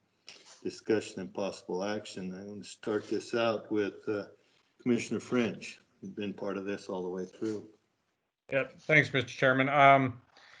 Thought about this quite a bit, had quite a few conversations outside of my office since this request came in. And I'll just tell you from where I sit right now, I was assigned to, as well as Manager Mendiola, we have been, as part of this process, under a cooperating agency status. We've been on the calls. We have reviewed the documents. I'm very comfortable that NEPA, that the company right now is following NEPA as it is spelled out. I'm uncomfortable with the extension, mainly because during that period that we have been involved in this thing, that was our opportunity to slow the process down and actually ask for additional information on the part of the company or its contractors. Having been comfortable with that at that point, I'm uncomfortable at this stage now that we're in the review process and moving toward a record of decision for the EIS. I'm uncomfortable with now asking as a cooperating agency for their additional 30 days without some sort of specific request that surrounds the missing data or in data that was inaccurate or which creates a situation that we need to fall back to cover before the record of decision comes out. Not having that, I'm uncomfortable with us asking for, at least on the EIS process, asking for additional 30 days. I would just remind everybody else, though, that this is the beginning of it, and we will be moving into the permitting process with the state, which is going to get specific in terms of our concerns and with regard to some of the environmental concerns and issues that are still sitting out there. Having said that, that's my comments at this point, and I'm waiting to hear what Mr. Drew came up with. I know we asked him to review our EIS and to dive into that as best he could at the short period of time he had, and tell us if we missed something. So thank you, Mr. Chairman. Thank you. Mr. Drew, do you have some information for us? Chair Tipton and commissioners, thank you for indulging me this morning with, while I participate in my civic duty of sitting for jury duty. I apologize for being tardy to your meeting for that. In specific to item 12, Commissioner Tipton, and I think specifically the letter that we drafted is up on 13. I understand Commissioner French's position on some discomfort requesting the extension. The only thing I would say is I think requesting an extension may be as much benefit or probably more benefit to those who haven't had the opportunity to view this as a cooperating agency. The only thing that I've seen that might suggest an extension is warranted is with the virtual meetings that the BLM presented on, they didn't provide the public or the folks who haven't been cooperating agencies an opportunity to provide or ask technical questions during that virtual meeting. I assume because of the way it was made to be virtual because of COVID restrictions and everything else. And so, if you have a technical question or something that needs feedback from the proponent or the BLM, you actually have to write, an email and then get a response. The document itself is pretty clean and pretty streamlined per some of the stipulations in the president's executive order. So the document itself is probably more readable than most EISs that I've read. There are some areas that may create some challenges or leave some questions unanswered, but most of the technical information is provided in appendices, and I think there's like appendix A through N or something like that. I may not have the exact letter right, but there's a lot of information in appendices, which is unique. And so I really think the request for extension is probably more specific to those not provided the cooperating agency status, and that decision, in my opinion, should be left to the commission to make. Thank you, Mr. Drew. Commissioner Cherry. Thank you. First of all, I want to thank the County Administrator Dave Mendiola and Commissioner French for being part of this process as it has taken place. Jeremy said what I was going to say, only much better than I would have said it. That, as far as the county goes, I'm not really certain at this point that we would have a lot to gain by asking for an extension. But from the conversations I've had with others in the community and even outside the community, COVID made it very challenging to have open dialogue with anybody, with BLM and to work on, for them to work on this and to get the information they need. And for that reason, specifically, I think would help them, those outside of the cooperating agencies, for their benefit to ask for an extension. Okay. Commissioner Bell?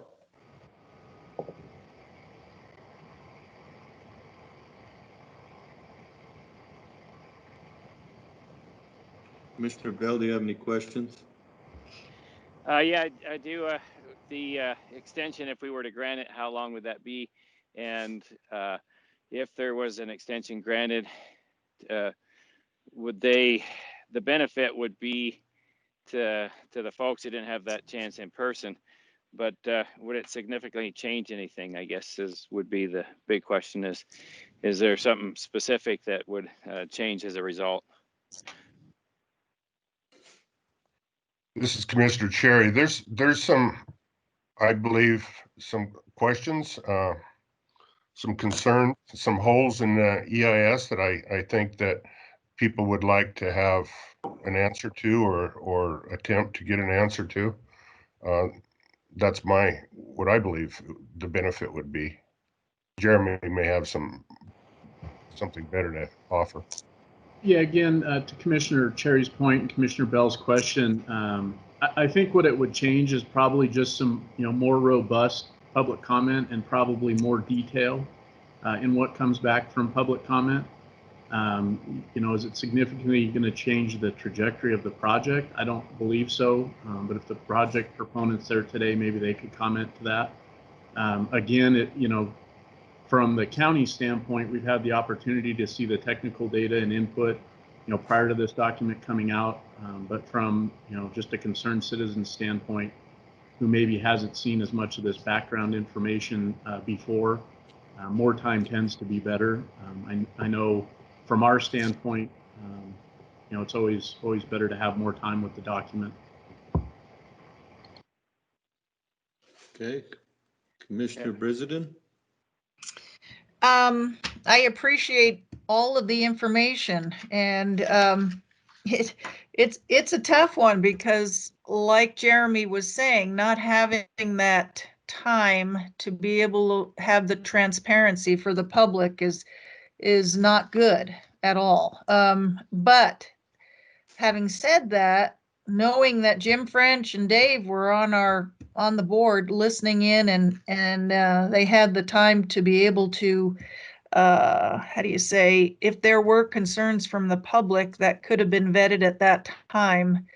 I'm kind of with Chairman French in that I believe that we need to move forward on this and not do the 45-day period, because I'm comfortable. I don't like the lack of transparency, but I'm comfortable that everything has been vetted with Jim French and Dave, and that the next situation is the state, NDOW and the water and air, NDEP, for them to weigh in. So it is just kind of the beginning.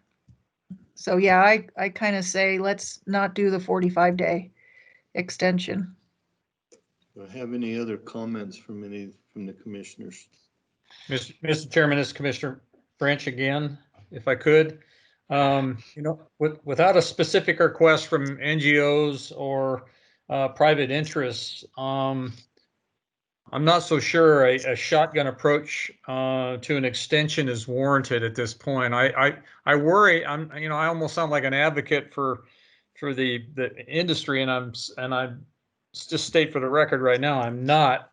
I'm just looking at it purely from a procedural standpoint, and I feel uncomfortable with asking for that extension at this stage. I wish if we'd have had folks who had stepped up and actually expressed a concern with regard to their involvement in the process, specifically to the input side of it. I feel a whole lot more comfortable with that right now.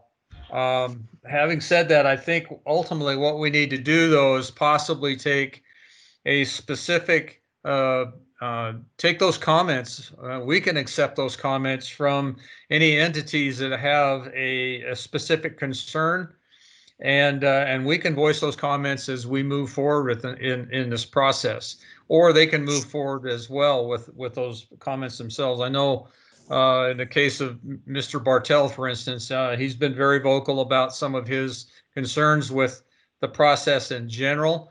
And I think specifically, I'm hoping he has provided specific comments to the EIS as a result of that. And if there are others out there that have additional concerns themselves, I would hope that they have placed those concerns in formal writing presentation to Interior with regard to the EIS. But right now, from a standpoint, the county's position and whatnot, I'm in possession of the letter from RCI response to it, and I think ultimately that is appropriate at this stage because of our involvement in it at this point. And I think I'd leave it there. I'm a little bit concerned about how this looks. So I appreciate it. Thanks. Yeah, I guess at this time I should put my 2 cents in. I'm a little concerned about going forward with this item because to me it's really no difference than when the county would be overruling something the Planning Commission does, and we rarely do that. I mean, we have these people in place to do their job, and we have to hope that they do their job well, and I think they pretty much always do. And so with Dave and Jim in this process from day one, I'm not an advocate to go forward with this, but I would hear more if someone has more to say. This is Commissioner Cherry. I just want to be clear, make sure that the rest of the commissioners are clear that yes, the county was part of this process because they were cooperating agencies. This wasn't an opportunity afforded everyone. If you were not a governmental agency or a cooperating agency, you could not be part of this discussion. You weren't allowed to. And that's where I'm coming from, that those that weren't cooperating agencies, the public, the Bartels, the others that may have wanted to be part of it but couldn't because they weren't a cooperating agency, are now asking for some time because they've only just recently seen the EIS or DEIS, excuse me. And if a request comes, they can request an extension, but it carries little weight, not as much weight as a county government asking for an extension. So that's where I'm coming from. Ron, this is Commissioner French. Are you privy to any of the folks out there that have prepared remarks and has submitted them during this comment period for the DEIS? It appeared to me that at least in the case of Mr. Bartel, he had some pretty specific list of concerns and data to support those concerns. And I'm wondering if he moved forward with presentation of that data during that open comment period. I'm online if I could speak to that, or as we open public comment, or no? You can, I'll allow you to speak. Go ahead, Mr. Bartel. Yeah, I raised, and as Commissioner Cherry said, I've raised these issues and asked a number of technical questions, and there's huge conflicts within the document. We can't even get basic information in terms of, and there's conflicting information, and there's absolutely no information telling what exactly is going to be dumped on the tailings pile. It just broadly says there'll be sulfide salts dumped on the tailings pile. And specifically, there's major problems within the EIS in that they, for the air pollution, and specifically this massive plant that's going to be built out there, the company has come to the commissioners and presented this information in the EIS with these specific numbers that are saying, no, the pollution is not going to be that bad. We're not going to be able to smell it. Well, when you finally dig into the document, it actually says that none of the scrubbers have even been selected, much less designed. So in an EIS, you're supposed to be able to look at the design and see whether what the company's saying is correct or not. Instead, we all for the scrubbers and the potential devaluation of the property out there because of the pollution, it's not specified at all. It's just hypothetical numbers that are included in the EIS that they think that they'll meet. And so if those numbers are not tied to anything and they say, and they get the permits and then say, oh, never mind, we're going to do something different. And this is a theme throughout the document where they have, we'll do this in the future. Well, something as critical as whether our property and the community's property is going to be devalued, we need to see something specific in the EIS that says, okay, this is what the design looks like, this is the scrubbers we're going to use, and this is how we're going to meet these standards, rather than hypothetically, we throw some numbers out that we think we can meet. There's also the issue of several issues that are come up that I've recently become aware of. They plan on, there's some of the rocks out there are really high in arsenic and various other toxins, uranium, and they're planning on using this crushed rock as backfill into the pit. And the DEIS indicates that it will not meet water quality standards, and it will not meet water quality standards for the next 300 years. So, but they say, oh, well, the pit is clay, so we don't think it'll leach out into the aquifer, or very, very nominal leaching out. Well, we as I brought to the commissioner's attention previously, that there's massive inaccuracies in the surface water measurement. So the data that we've seen, they've been unable to distinguish the difference between a perennial stream and a ephemeral stream, and have very substantial inaccuracies in measuring surface water. And we're being told in the DEIS that they can accurately predict what's going to be happening 300 feet below the surface. And this is an old extinct volcano, and there's going to be fissures and cracks and various other things that will allow, or potentially will allow, that water to seep or find a spot where it can seep into the aquifer, where it would potentially degrade the aquifer, Thacker Creek, Kings River, Pole Creek, Crowley Creek. So we have all of these issues. I've raised a whole bunch of technical issues. I have not got any of them answered by the BLM. And in fact, the scoping comments I included, none of those, as far as I can see, none of them were included in the DEIS. So we have technical questions in terms of basic questions. How much is the total annual sulfur use in phase 1 and phase 2? How much is going to be dumped? How much of this sulfur is then going to be burned and dumped in various chemical forms on the tailings pile? None of those are answered in the DEIS, and so there's no basis to make a decision. And there's also the issue of it violates the view shed out there. It violates the BLM's own management plan. And they've acknowledged that early on, and they've elected to just proceed even though it's in violation of their own management plan. So there's these massive issues that that we can't get answers to, and it's moving forward. And there's still documents. It was mentioned earlier that there was all these attachments, but we read through the attachments and then we find there's attachments to the attachments where they actually went out and measured these things, and there's very substantial errors in those. And I still have not got all of the documents where they go out and measure. So my comments can't be complete until we have a full view of what's going on. So anyway, that's kind of long-winded, and I appreciate the time to raise those issues. Yes, a question for you, Edward. Have you filed your information with the CIS?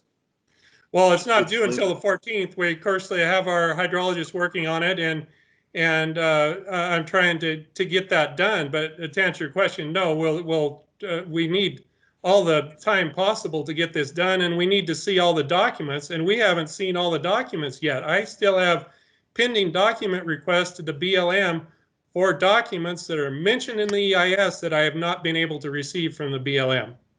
Okay, Mr. thank Bartel, this is Commissioner French. You've just made a very compelling argument for asking for an extension. You yourself asking for an extension based on the lack of data that has not been provided to you, and based in your comments and your concerns in terms of inaccuracies and how the data was presented. And I would say to you is that it's in your best interest, I think, to file those requests, file a 30-day or 45-day extension asking for that from your standpoint. And you've made a very compelling argument from Department of Interior's perspective for that. And be prepared, I would say, be prepared to be able to make your case, as you are usually, in terms of why you're asking for that extension. And I would say, you know, going back to your the data that you you cite with regard to inaccuracies and inadequacy in terms of data itself or the models that have been written, you are in a position, as well as anybody out there on the ground, are in a position at this point to dispute that and dispute their claims. And at bare minimum, it'll bring them to the table with their contractors to actually answer those questions to the benefit of you, as well as the agency that's responsible for issuing that EIS. I would also say that those same arguments that you just made are going to be the very arguments that are going to be on the table with the NDEP, NDOW, as well as Division of Water Resources with regard to the project itself. And I just don't want to make sure we get out ahead of ourselves on this thing as it moves forward. But I'm hoping that your involvement, you've been involved in it as long as I have been in this process, and at least in this specific project. And I would hope that you're having some serious dialogue with those folks on the front side of this right now. So thank you, Mr. Chairman. Yeah, I'm very much attempting to. Unfortunately, it's kind of a one-sided dialogue where I send letters and make requests and I see no response back. You've documented it, though, by sending those letters. Not getting a response is as much of a response as getting a response. So that is what those would be the exact points that I would be making if I was going to be appealing this or asking for additional time for your contractors to actually have the time to prepare remarks. And I think you've made a very compelling argument to do just that. Okay, thank you. My question is with Mr. Bartel and having his stuff in order to send to the Department of Interior asking for the extension, does that change anything with the county's side as the way this item is written here? Mr. Chairman, this Commissioner French again, and I'll just tell you from my perspective and dealing with projects such as this, I've dealt with dozens of them in my career prior to the county commissioner, as well as my capacity as a commissioner right now and on the Public Lands Steering Committee. Because the county was a cooperating agency at the very front side of this, without specific documentation that we would ask for specific extensions of time based on basically the same complaints Mr. Bartel has right now. Without those kinds of arguments in place right now, I'm very uncomfortable for the county to step forward as the principal entity to ask for an extension. However, if in our capacity as cooperating agencies, if entities such as an NGO or a private entity such as the Bartels and whatnot file for an extension, and we're brought into that in terms of that, I would say that if there are significant questions out on the ground in terms of data, accuracy of data, and miscommunication or lack of communication, then I would support an extension. at that point, you know, but as far as the county taking the lead on it as a cooperating agency at this late game, I'm uncomfortable with it. Okay, thank you. Any other comments, Commissioner Bell?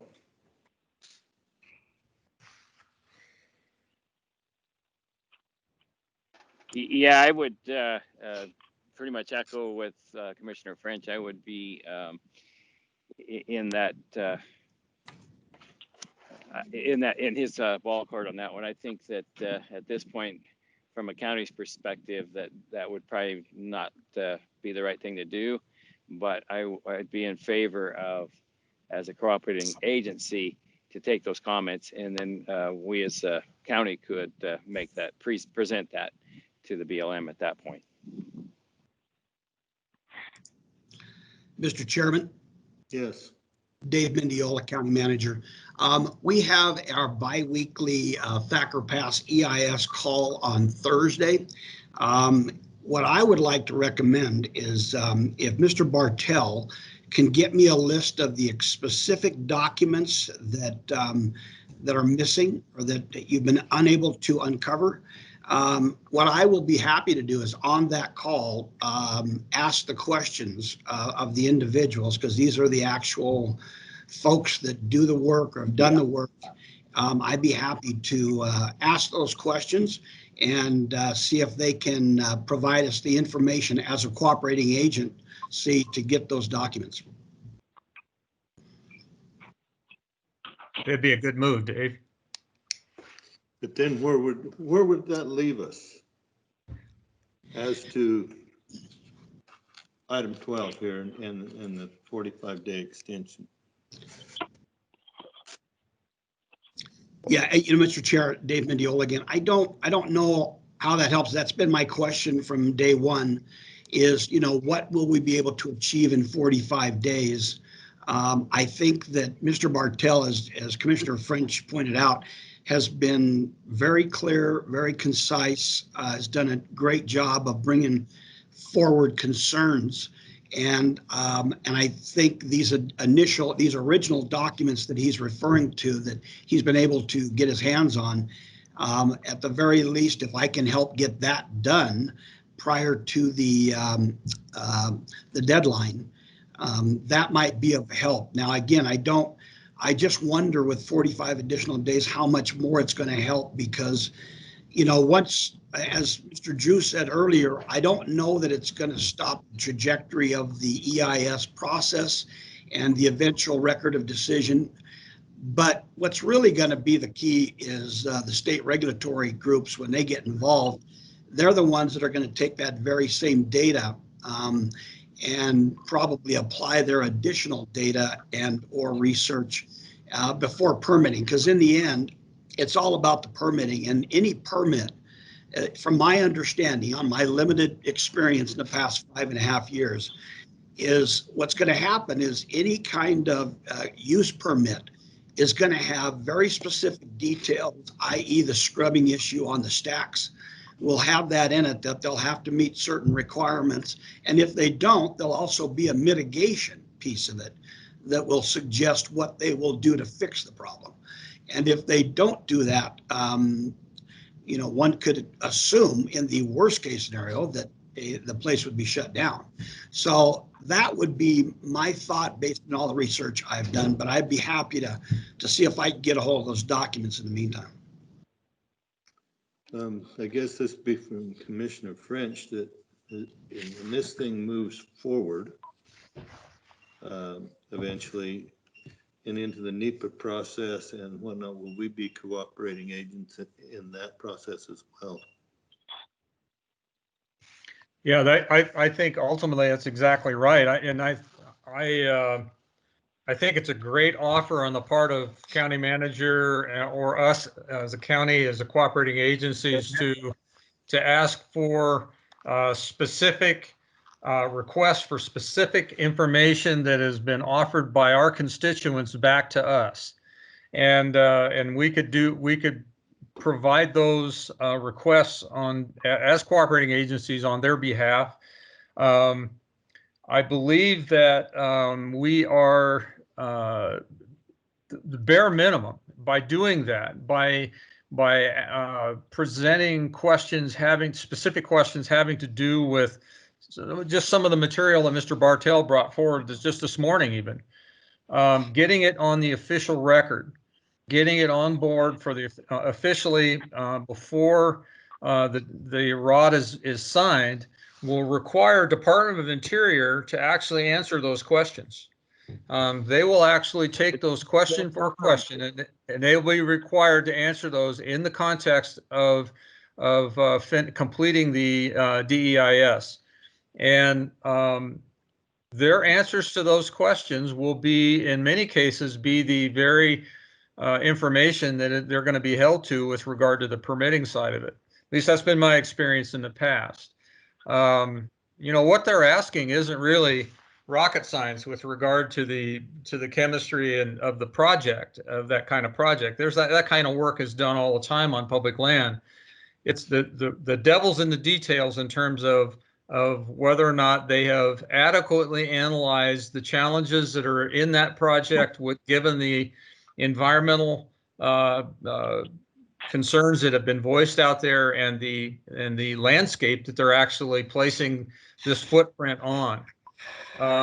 Those are the kind of things that will have to be discussed at the tail end of this decision, this record of decision, as well as in the permitting side of it on the regulatory end. But I'm going to say it again. I'll back it up, Dave. Those items, those specific questions to ask during the during the Thacker Pass meeting on Thursday would be great, and we can offer them as cooperating agency responding to our constituents' questions. This is Commissioner Cherry. Just so that we all understand, Mr. Bartell is willing to speak up here. I have since our last discussion about this, Mr. Bartell is not the only one out there that would like to see an extension. There are others. I don't know if they're on this call and if they even want to speak up, but I'm not going to throw names out or organizations out. But there are others, and they realize that in order to, the best chances they have for an extension would be for the county to ask. And I just think we owe it to them. Well, Commissioner Cherry, I guess I wouldn't argue that point. And if they made those requests back to the county as a cooperating agency and made the same arguments that Mr. Bartell made to us this morning, I think I could see the county actually requesting that on behalf of the constituents based on the data that was presented to us. Am I wrong on that? It seems like that's the way we ought to move forward. This is Commissioner Brissenden. Jeremy, what do you think? Do you want to put anything in on this? Commissioner, you always cut right to the point. I think, quite frankly, from the county standpoint, I don't know that you as an entity need an extension of time. If I were sitting in a private citizen of Humboldt County's shoes, given the amount of information that's presented, I would probably want an extension of time. And I'll give you an example. Mr. Bartell's brought up the example of air quality.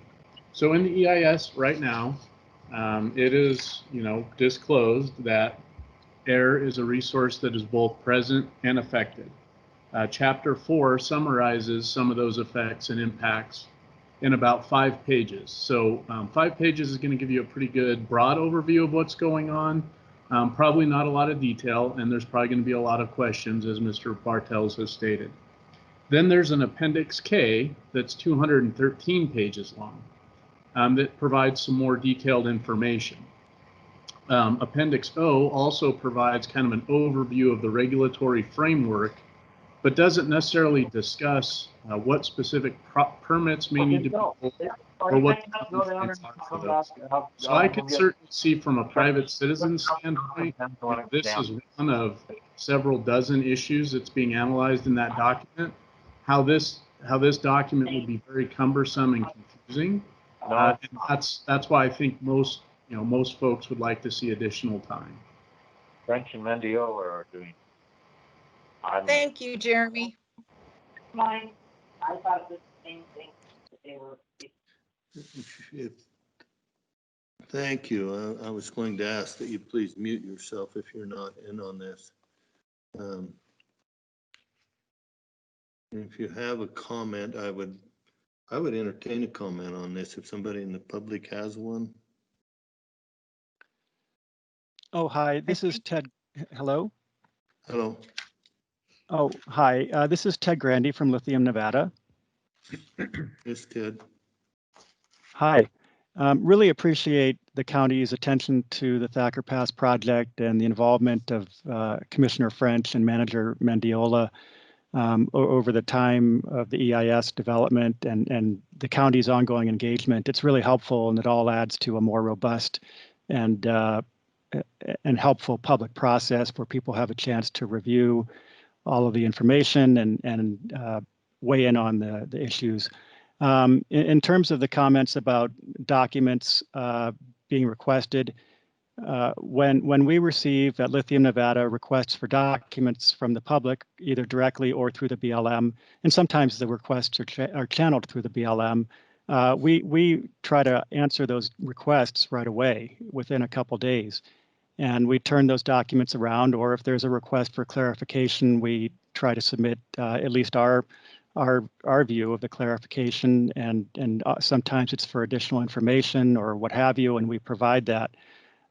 So we do, try to jump on every request that we receive, and I'm not sure, there might be cases where the BLM sometimes is looking for a document or something it's prepared on its own. We can't speak for the BLM, but I know from Lithium Nevada's standpoint, when we receive requests for information, we try to turn that right around. And Mr. Mendiola is correct separately about the process with the state agencies in terms of, for example, emission control technologies. Of course, there are various emission control technologies that exist, and selecting one through a vendor, through a purchasing process is something that happens typically late in the game. But there are certainly technologies that are available that allow for the types of emissions controls that we're committing to and that we will be bound by with the state agencies on all fronts. So. Again, this has been, from our standpoint, a very transparent process. We've been very available, and we put out information when we can, when we've been requested for information. And so, if additional requests come through this process or others through the BLM, we're available, and we'll do our best to keep putting information that we have out there. Thank you very much. Thank you, Ted. Do we have any other comments? So, Mr. Chairman, this is Commissioner French again. I would just offer, I think we've hit some middle ground there involving the county's involvement in this thing, and this actually is the first time I've heard 3 presentations on the part of Mr. Bartel. I've had conversations with him on it, and I fully understand his concerns. And this is the first time, however, this morning that I've seen a formal request on the part of constituents in the county who is asking the county as a cooperating agency to ask for questions to be answered with regard to specifics outlined within the DEIS, and absent answers to those questions, an extension which would afford those questions being answered prior to us moving forward with a record of decision. That's the first time I've heard that, and I think.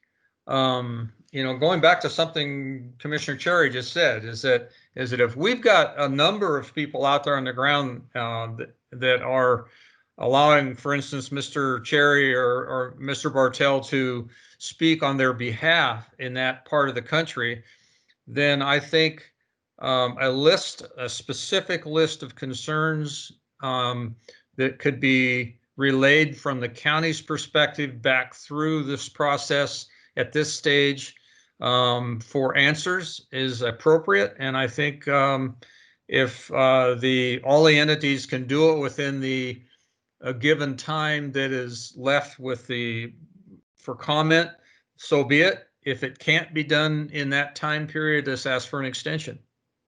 Am I wrong? It sounds good to me. I think that's where I'm having a little trouble wrapping my head around this, because I have not been through many of these before. It's kind of new to me. But the last day for this is what date? It's September what? 15th, I believe.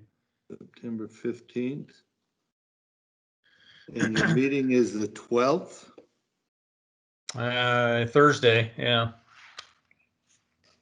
My concern is that if you get those specific pieces of information from private citizens here to request for an extension, that doesn't give you enough time for the county to have a special meeting to request that.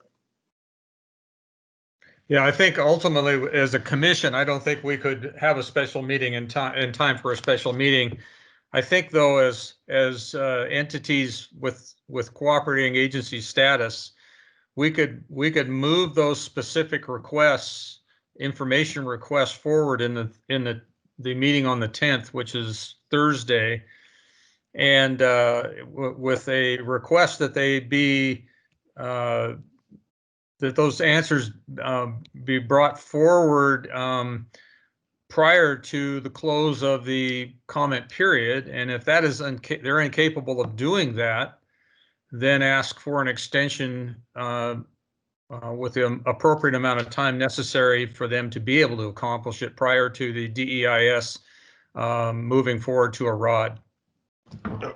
This is Commissioner Cherry, but then again, I worry that when the information, when it they do receive it, that doesn't give them a whole lot of time to look at it and to analyze it and comment on it. What it does do, though, Commissioner Cherry, is it puts the company on record to answering those specific questions, and that those and because it's on the official record at that point, when that record of decision comes out, it allows for that from the regulatory side of it, a very specific and robust conversation in terms of compliance, because everything that I've heard so far has to do and is going to be dealt with in the from a compliance standpoint under the regulatory community out of the state regulatory side of it through NDEP and Division of Water Resources as well as NDOW. So you know, the devil's in the details. We're coming down the tail end of this thing. I wished it would have we would have had this conversation in June, that we could have actually started this conversation with 60 days or so ahead of us to actually flesh it out. Being that we're coming down the pipe in terms of the close of the comment period on this. This is, I think, ultimately where we sit right now. My position still remains the same as a cooperating agency, and based on the data that I've looked at so far and my understanding of how the process moves forward from this point, I was comfortable with what the DEIS stated, and I'm basically comfortable with regard to the process that's in front of us right now from the permitting side of it. And because I was involved in this thing as a cooperating agency, with the county, I still feel that it is inappropriate for the county at this point, based on what we have in front of us right now, to actually ask for an extension.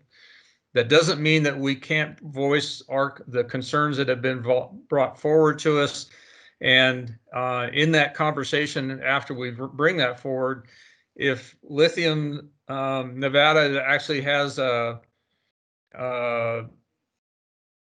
has concerns as to whether or not they can comply with those requests and answer those questions, then we probably ought to ask for an extension.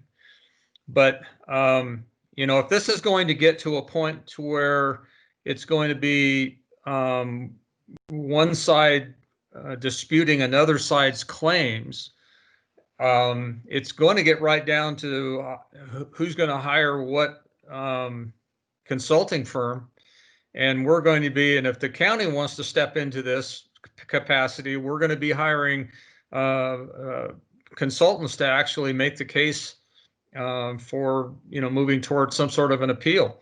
And I'm uncomfortable with that at this stage. I think we're way behind the 8 ball in terms of the timing on it.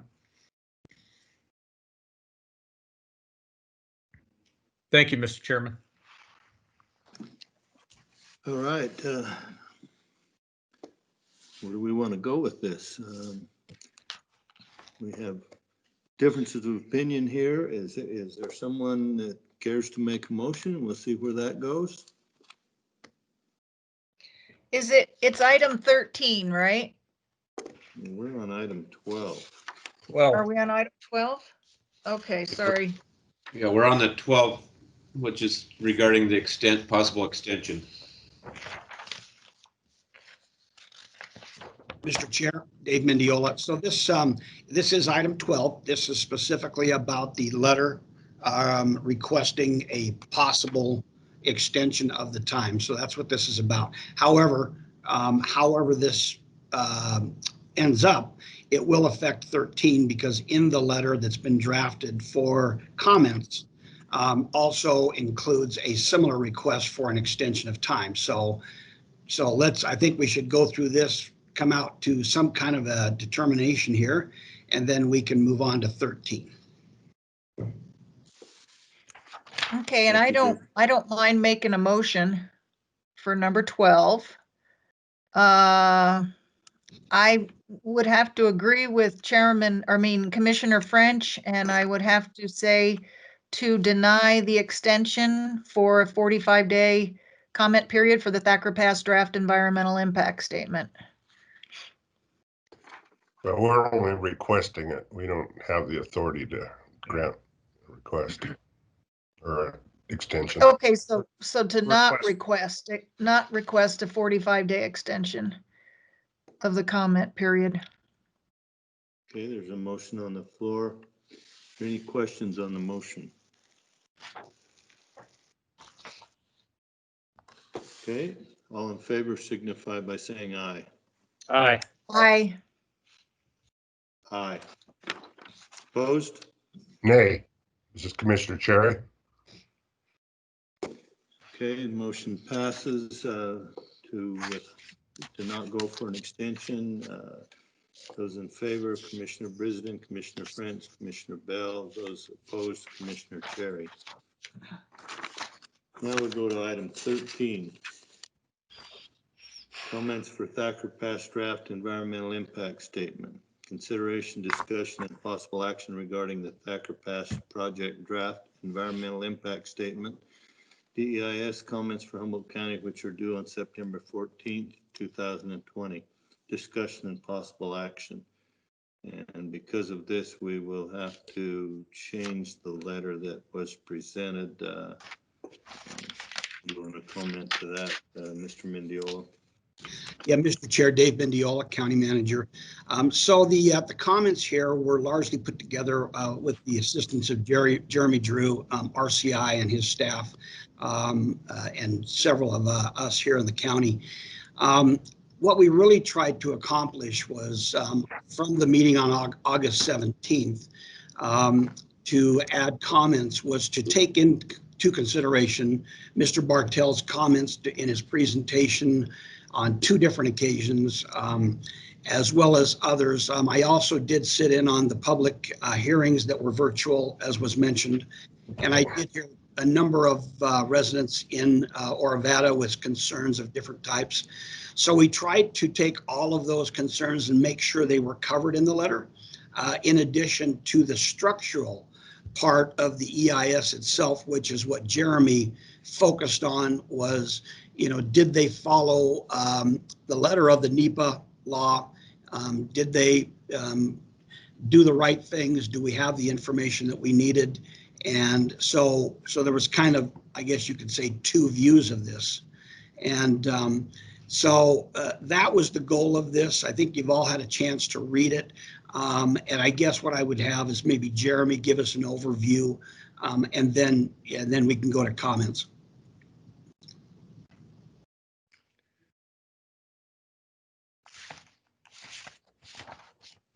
Oh, Jeremy, I think you're on mute. That or he's frozen. I think he's frozen, it looks like. Mhm.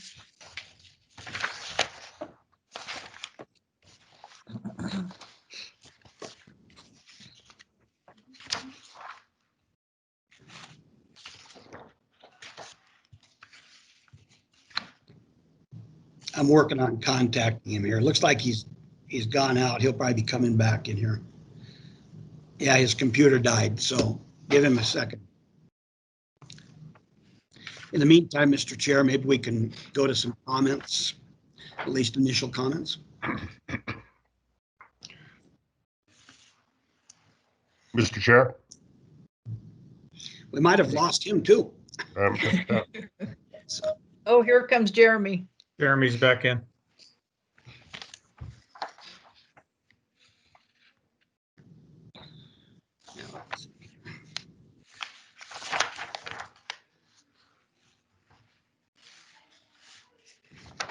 I'm going to let him in here.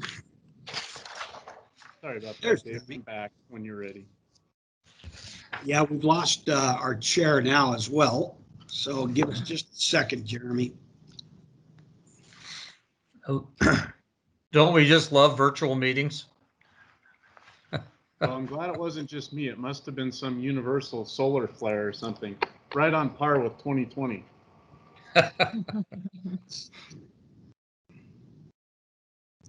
Jeremy, are you prepared to make some answer those questions then? I'm prepared to go through the document that we prepared, Commissioner French. Yes. I did not, unfortunately, when my computer cut out, I did not hear any specific questions, so they may need to be restated. No, no specific questions. There was just you were up in the queue in terms of discussing the comment letter.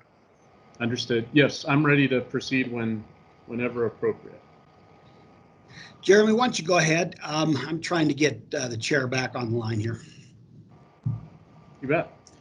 For your record, Jeremy Drew, Project Manager with Resource Concepts Incorporated. Again, thank you, Commissioners, for your time today. We were able to put together a letter, as Manager Mendiola stated, in regards to the draft EIS for Thacker Pass. It should have been presented in your support material today. One quick addition or subtraction that we will make per the outcome of agenda item 12. I'll work with Dave to strike paragraph 2, so there will be no request for an extension. We always try and kind of focus our comments around adopted plans of the county, and so it was good to see that the draft EIS already included a citation of the master plan, and we kind of on the end of page 1 and top of page 2 talked about some of the specific elements that relate to this project. At this point, there was not a citation of the adopted county water plan, so we've asked that be included, and again included some of the general policy statements and procedures that we think are pertinent to the project there. And then really starting on page 3 through the end of the letter, we talked specifically about some of our comments, whether those came up through review of the document or the video that we were provided to look over from Mr. Bartel's presentation last time, or our participation in the virtual meetings. And so I hadn't planned on stepping through each of those bullet points unless commissioners have questions or comments, but I will just maybe highlight a few of the key themes. Again, most of the information I think that we provide is recommendations to either improve the document itself or some of the processes going forward.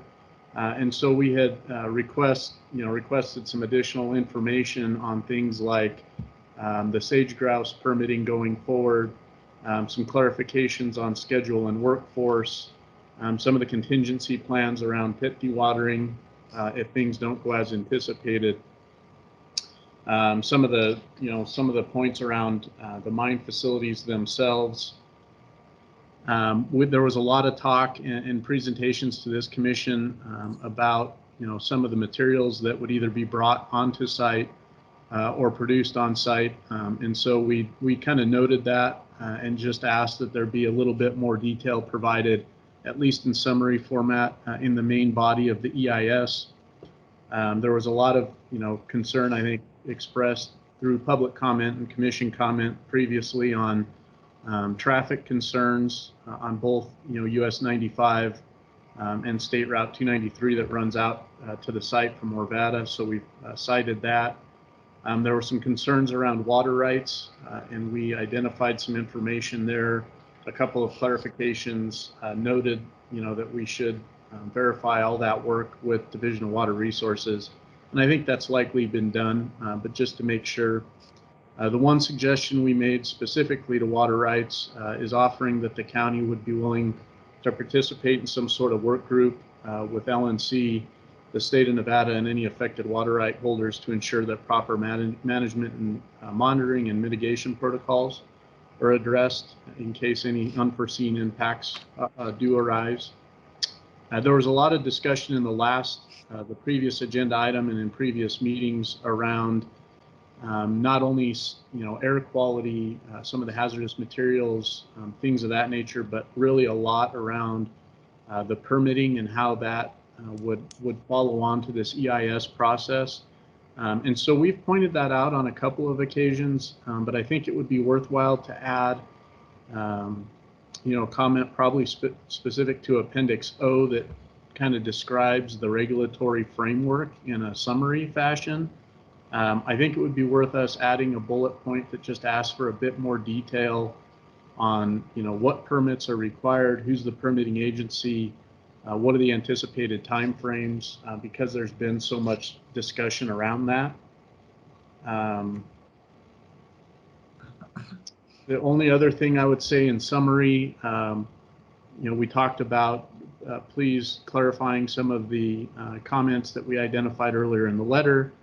We did note of the action alternatives presented that the county prefers alternative A, as it results in fewer overall long-term impacts and just generally less overall impacts specific to water resources. And that's about it. We did have a carbon copy list. And again, this, I inserted this as a recommendation based on some of the discussions around follow-on state permitting recommendations, and that was to carbon copy Department of Conservation Natural Resources, Division of Water Resources as it relates to water rights.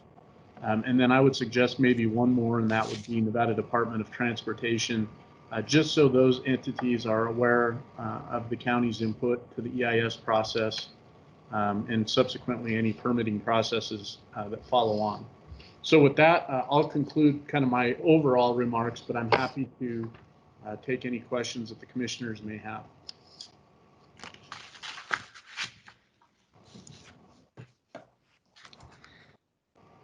So commissioners. Okay, Dave, go for it. I don't think that Commissioner Tipton is back on yet. So as Vice Chair, Marlene, why don't you take it from here for the time being? Okay. So do any of the commissioners have any questions or concerns for Jeremy?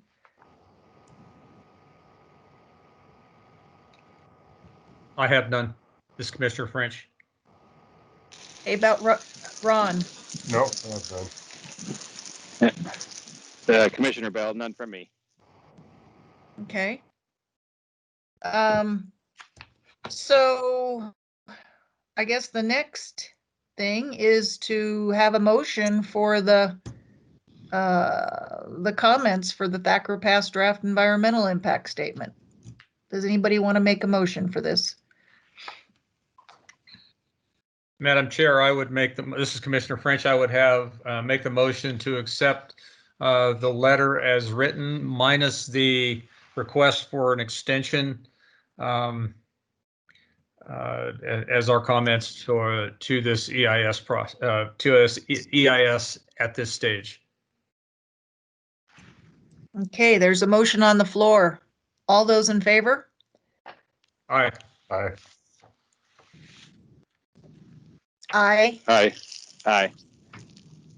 Okay, so we got everybody but Ken. So I believe this motion will pass. Hearing no nays and nobody abstaining. That is it for that item. Madam Chair? Now yes, Ron. I know everybody's had enough of this and probably wants to get off of it, but I've got, like I say, I've had a lot of correspondence about this specific issue. And an idea was thrown out to me, and this is probably as good a place and time to talk about it and make the other commissioners aware of what I've been made aware of, and how and it's called a good neighbor agreement. It's a legal binding agreement that it's not anything new. Newmont has done it. There's mines in other states that have done it, Montana, Washington, and others. What it is it's a legal binding agreement. It has to be agreed on. It's a good neighbor agreement between the community and the mine. And it is basically a committee that is formed, takes buy-in by both to do this, where when issues come up, as the project moves forward, everything is transparent and open. The community knows what's going to happen before it's proposed, before the project moves forward. Any concerns or issues with it there's an attempt to work out those issues, whether it be about water or air quality or the pits or whatever it is that, and they've been very successful. There's been, where they've been done, litigation has been minimized. Projects move through the process much more smoothly. And these committees meet whatever quarterly or every 6 months, whatever is needed. The committees are made up of the community. They can be made up of other groups. There could be somebody from NDOW on it, some commissioners on it. You can make them up any way you decide to. But I think it has probably some benefits, and something that I would like to see the community and the mine consider going forward here, that we talk about it and see if it's something that we think would benefit both of us. Excellent. Okay, thank you, Ron. Madam Chair? I saw our chairman back, but somebody else has a comment? Madam Chair, this is Commissioner French. I just had a question for Commissioner Cherry. I think it sounds like a great idea. I think one of the big mistakes that has, I think, surfaced as out of this whole process has been a perceived problem with communication within the community and the mining company. I think there's two sides to that story, and I think both sides have got points to be made. The question I would ask, Ron, is would a consensus vote on the part of that committee, that Good Neighbor Committee, have an operational veto on the company? Let's just assume, let's say the company is going to expand the pit. Let's just give you a hypothetical in there, and the Good Neighbor Committee chooses not to do that by consensus vote. Would that be a binding agreement on the company not to expand its operation? No, not necessarily. What it would probably trigger would be some type of mediation. They would probably a third party in, try to mediate it, come up with a solution that would be beneficial or acceptable to both, and go about that first. And then if that didn't happen, it would, end up going to court. But no, that group would not have veto power. What the group would, the way this has been done, one of the biggest benefits of it is it has to be funded. In most of the cases, the mine has done most of the funding, the mines have. And where there is, say, data or a proposal, and there are questions, and the data coming from the mining company sometimes isn't always trusted by the community. Well, they can bring in a third party, and the money that's coming into this agreement pays for that third party review. And so then that gives, and that third party is not chosen by one side or the other. It's an agreed upon individual, could be a professor from New Jersey that's proficient in whatever your discussion, but that individual gives that trust or credit, whatever to whatever issue comes up, and it's been very helpful in that regard to bring third-party review in. I think basically from a standpoint of the community involvement and community building trust within a community, that having a good neighbor agreement with a resolution to support it, including mitigation guarantees and that type of thing, would be in the best interest of the company is more than anybody else. Because I think ultimately what the company is struggling with right now is a level of trust within the community. And I think whatever they can do to build on that, I think is going to be in their best interest. It builds trust and communication. So I think it's, it's a win-win. I agree. Mm-hmm. Okay, we have somebody that has had his hand up for a while named John Hatter, and he needs to comment, I believe, if he's still around. And I'm not hearing him. If you're on the phone, yeah, *6, John, if you're on the phone, to unmute yourself. I think John is in via the link, but I'm trying to figure out, we've got a couple people, including Mr. Tipton, who I'm going to try to make him an attendee here and see if it works. I'm back in now. I'm back Ken's in, back. Dad, but I missed much of it. I'll let Marlene finish this segment because I've missed most of it. Okay, I think I see John Hatter on here. I think. Yeah, There he is. There he is. You're on, John. Can you hear us? Oh, you may be muted.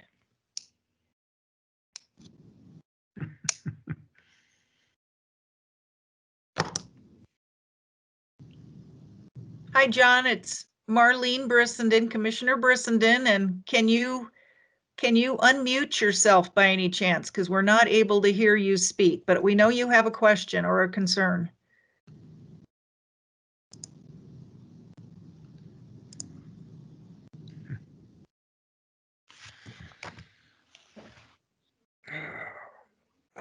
He wrote it down. Yes. He's trying to figure out how to. He needs to hold it up unmute. again. Hold it up one more time, John. Hold your question up. Do you have a question that you have written down, or is it just, there you go. Can you hear me now? Yep, we do, John. Yay. Okay, sorry about that. The settings weren't turned on correctly for this particular thing.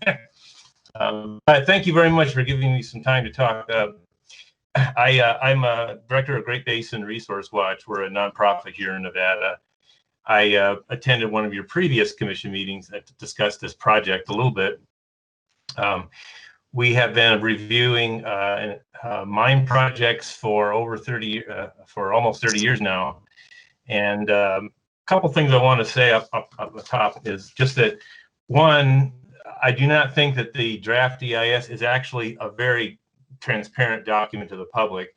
Even though it may look easy to read at first, I appreciate the comments of your consultant, but quite frankly, to really get the nitty-gritty on the details, you have to go back and forth to various documents, and it's actually kind of convoluted, to be honest. So I don't really think it does a favor to the public and how it's set up, which is partly why it's taking a while for people to get a good review. And then the other thing, another thing I wanted to mention is that I think it's really important during this draft EIS phase to get things on the record. It's an opportunity to, once you get past the draft EIS phase into the final phase, if you haven't got stuff on the record, you don't have leverage.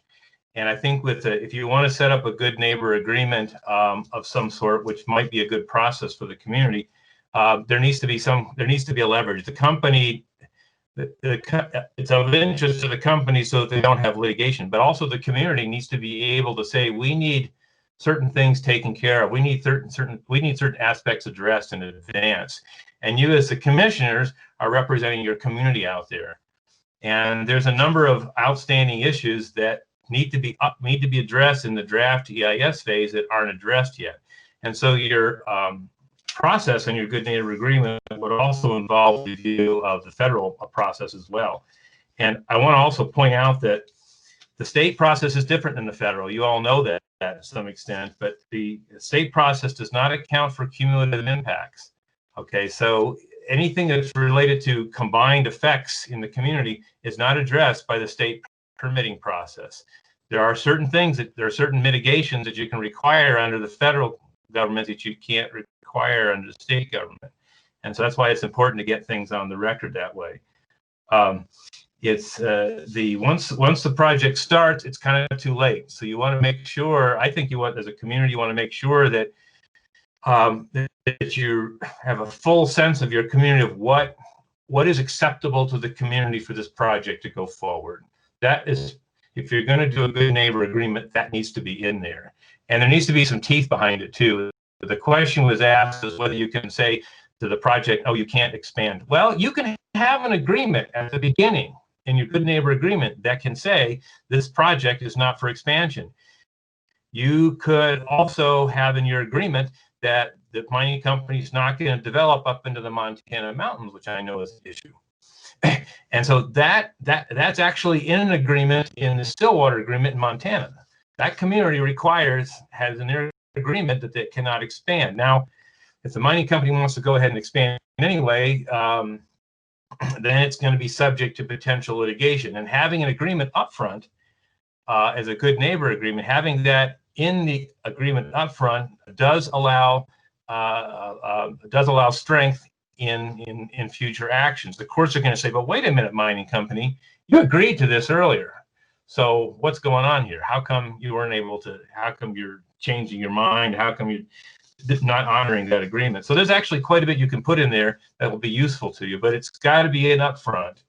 And you want to have it really well laid out. You do. I think the thing that Ron brought up about a third-party review, I think is important to me. In the Stillwater agreement in Montana, that's exactly what they do. They have outside consultants so that there's a trust relationship on the information that everybody's getting. And they do monitoring, and they also require and analyze mitigation. But that's something you want to have up front in the permitting process as well, because from what I'm hearing from the community there is that there's not an unclear trust relationship with the information.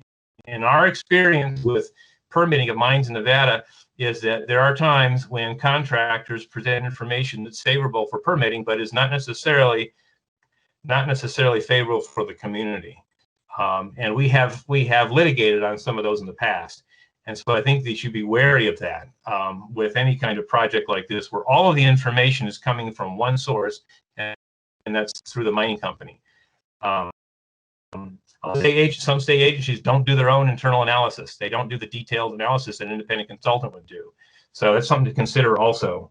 And I'll tell you also that in terms of the extension discussion you all had earlier, what I got out of it was that if there was a letter that came from an organization like ours in the community that said, hey, we want to see an extension because of X, Y, and Z, that the county commission would support, even though it's not coming directly from them. If that's the case, we'll draft that off today and send it off to you, because I do think it would be helpful to make sure there's enough time to get everything in the record that you need to get in the record in terms of what protections are needed for your community.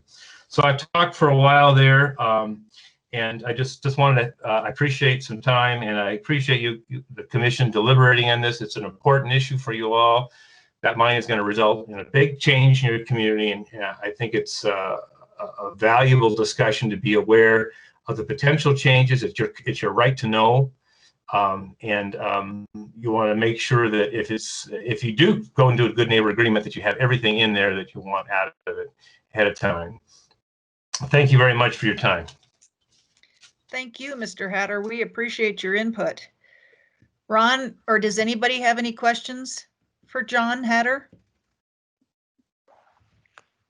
No, I have none. Madam Chair, could I ask Mr. Hatter one question? This is Commissioner French. Sure, go ahead. Mr. Hatter, I was wondering, the organization you represent this morning, have you provided specific comments to the DEIS at this stage? We will be. We provided extensive scoping comments, and we will be providing comments on the 14th. We're still, like Bartel, we're still kind of working through some stuff. I'm still waiting for one of our consultants to give us a geochemical analysis. These things take time. That's why this whole thing about extensions, like once you get the data, then you have to look at it and you have to see if you need more analysis. So it's a time-consuming process, but we are planning to, definitely. Having said all that, Mr. Hatter, have you, is your organization formally requesting an extension from Interior as well? We haven't done it yet. In part, I thought that if the county commission did, have a lot more strength coming from the county, but I can draft it off today and send it off and send it to the county commission as well. I can do that because we have. I mean, I think it would be useful, but we definitely would do that. We haven't done it yet. Great, thank you, Mr. Hatter. Okay, are there any other questions of Mr. Hatter? If so, *6 your phone to unmute it. Madam Chair, I think Commissioner Tipton is back, or he was. Okay, I'll let him take over then. I am back, but I'm not sure where we are in this process because I missed a good part of it. So, well, we're pretty much through go for it.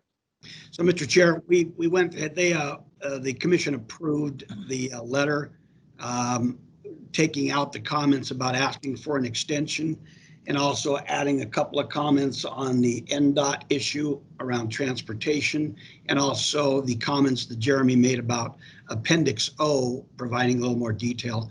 So that was approved.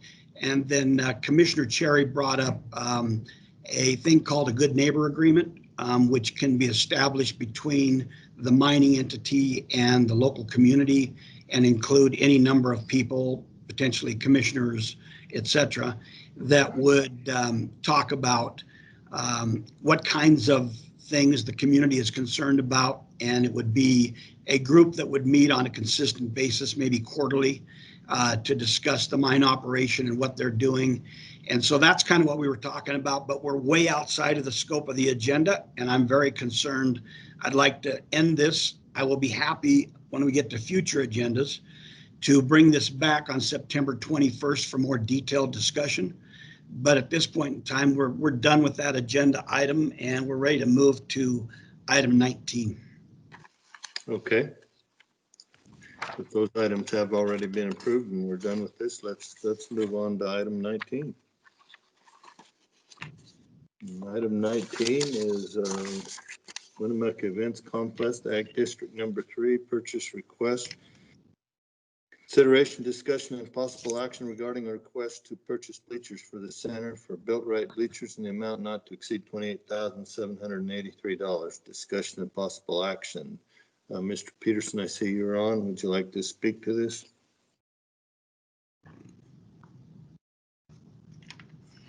Kim? Good morning. Yes. Hello. We can hear you now. Oh, good, good. Thank you very much, commissioners. I'd like to address this, but before I do, I'd like to bring up one kind of positive comment. I'd like to make everyone aware of the room tax issue. I'm excited to report that for July, we were 92% of our room taxes from the previous year. And that is over the last 7 years. That's the high. Last year was the highest. So and I understand that we're on track this month to already have a good response. So people are traveling. Some of these events we're having are having positive impact on our community. So that's good news that it seems that people are staying and spending money in Winnemucca.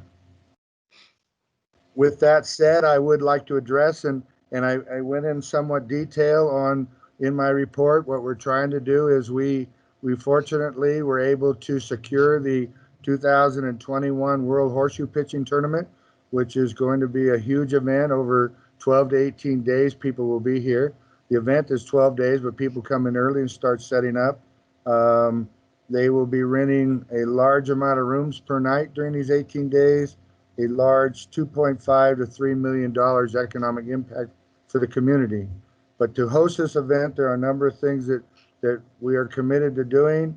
One is that we need additional bleachers for the pavilion, as the event will be held in both the pavilion and the indoor event center. We don't have the seating in there for the capacity that we need for this event. Plus, the bleachers would be used for other events throughout the year, as we tend to get larger and larger events. So we are requesting consideration to go forward with this project. This is in this fiscal year's budget. There are funds available for this, and I'd like to get started because we will have a contingency around the first of the year from the World Horseshoe Pitching Tournament folks, and I would like to have a number of these things done by the time they get here and not wait for the last minute to do it. Okay, thank you, Mr. Peterson. Questions from the board or comments? Commissioner Brizendine? No, I have no comments. Commissioner Cherry? So are this cost covered in your budget? Yes, sir. Okay. Commissioner French? Yeah, just my only question was, are there earmarked funds for this kind of a purchase, and are we squared away with regard to the accounting side of it? Well, there are specific funds. As a matter of fact, this, as I indicated, the bleacher purchase is actually coming in under budget, which is good news. We had originally had 44,000 in our budget. We were able to shop around and get information from a lot of different bleacher companies, and we were able to get it down to just a little bit over 28,000. So we are saving a considerable amount there. Thanks, Mr. Chairman. That's all I had. Commissioner Bell?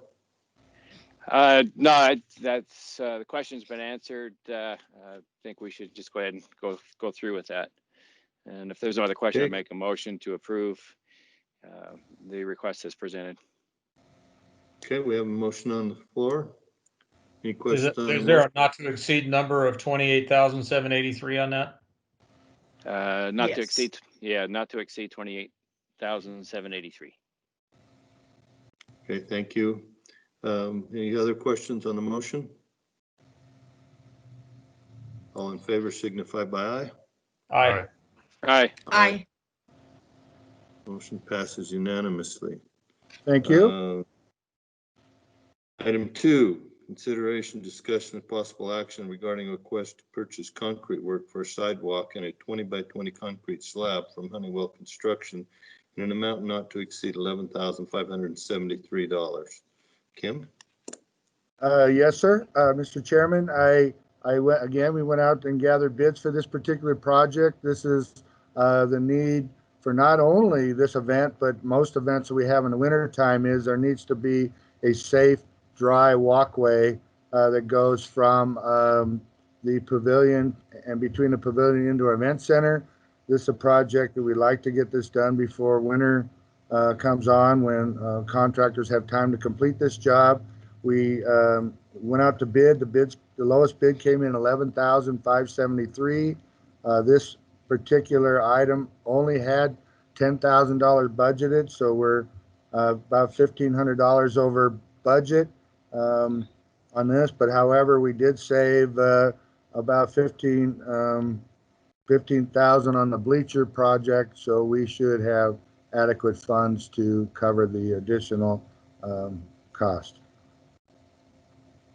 Okay, thank you. Questions, Commissioner Cherry? I have none. Commissioner Bell? I have none. It's I'm good with this. Commissioner Brizardin? I have none. Commissioner French? I'm okay with it. Good. Can I get a motion?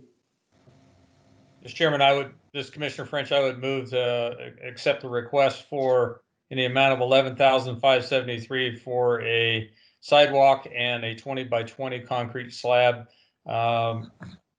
contained in a low bid from Honeywell Construction. Okay, thank you. A motion on the floor. Any questions on the motion? All in favor signify by aye. Aye. Aye. Motion Thank you, passes everyone. Thank you, everyone. Have a great day. Appreciate it. Okay, thank you. Item 20, Sheriff's Office, request for waiver of attrition policy. Consideration, discussion of possible action regarding a request from the Sheriff's Office to waive the county attrition policy to fill the upcoming vacancy for office manager position. Discussion and possible action. Sheriff Allen. Good afternoon, Mr. Chair, Commissioners. For the record, Humboldt County Sheriff's Office, or Sheriff Mike Allen.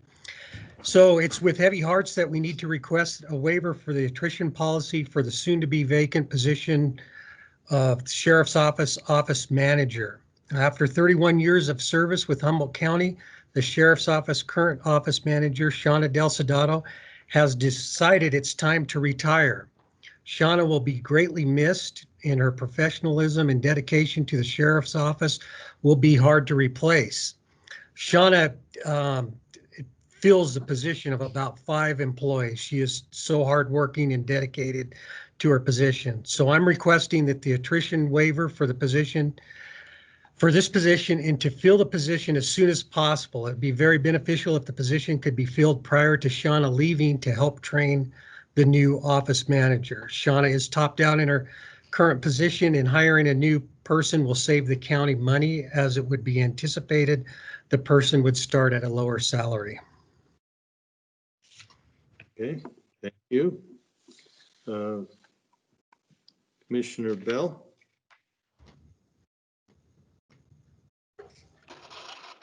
Yeah, I thought he was gonna request for 5 people there. I know she does do a great job there. So I thought, oh yeah, okay. No, that's sad to see her go. I mean, she does do a great job, but it's a very, very needed position. I think with the cost savings and whatnot, I'm okay with that. Okay, Commissioner Cherry. I have not very little to say. I know this office manager position is critical, so I'm okay with it. Commissioner Brizardin. I feel the same way. Commissioner French. Yeah, I don't disagree. She's going to be hard to replace, and definitely going to need to have her replacement in there prior to her leaving, if possible, because she's got quite a bit of institutional history she's going to have to pass on. So yeah, I'm in favor of it. I agree with all of the commissioners, and I'd like to publicly thank Shauna for all of her years of service and the very good job that she's done. And I would entertain a motion on this item. I will make a motion to approve the request for waiver of attrition policy from the sheriff's office to waive the, to fill the upcoming vacancy for the office manager position. And yes, I feel the same way. We're gonna miss Shauna. So that's my motion. A motion on the floor. Any questions on the motion? Seeing none, all in favor signify by saying aye. Aye. Aye. Good luck, Sheriff. All right, thank you. And Shauna was listening as well. I don't think you can see that, but she is listening at her office right now. Thank you very much. I'm going to move right now. I'm going to move to item 22 because that's the sheriff also, and we'll get that out of the way while we've got you there. All right. Sheriff Allen wishes to request the Humboldt County Liquor Board be convened on September 8, 2020 for fourth quarter liquor license renewal. Sheriff? All right, thank you once again, Humboldt County Sheriff Mike Allen for the record. As you recall at our last meeting, there was one other applicant that we thought was going to withdraw from their liquor license. However, at the last minute, they decided to remain or wanted their liquor license renewed. So with that, I am requesting or calling the Humboldt County Liquor Board to order for a renewal for Chloe Duffarina for the Saywin Incorporation for the fourth quarter liquor license. So I'm hereby making recommendation to approve the Saywin for their fourth quarter liquor license renewal. Can I have a motion? I would make a motion that we approve Chloe Duffarina of Saywin Incorporated for the renewal of their liquor license. Thank you. And can I have a second? Okay, thank you. All in favor? Aye. Aye. Thank you. Motion passed. Is there anything else from the board? Hearing none, I hereby adjourn this meeting. Thank you. Thank you, Sheriff. Thank you, Sheriff. We'll go to item 21 now.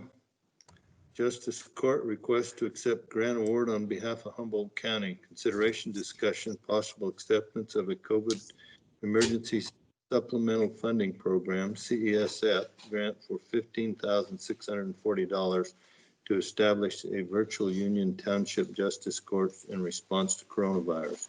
Funds will purchase equipment, laptops, and additional supplies to connect the court with detention facility to prevent, prepare for, and respond to coronavirus. Carmen has been waiting. Hi, this is Carmen Garcia for Justice Court. Judge Lovelace is in a meeting, so I will be attending for him today.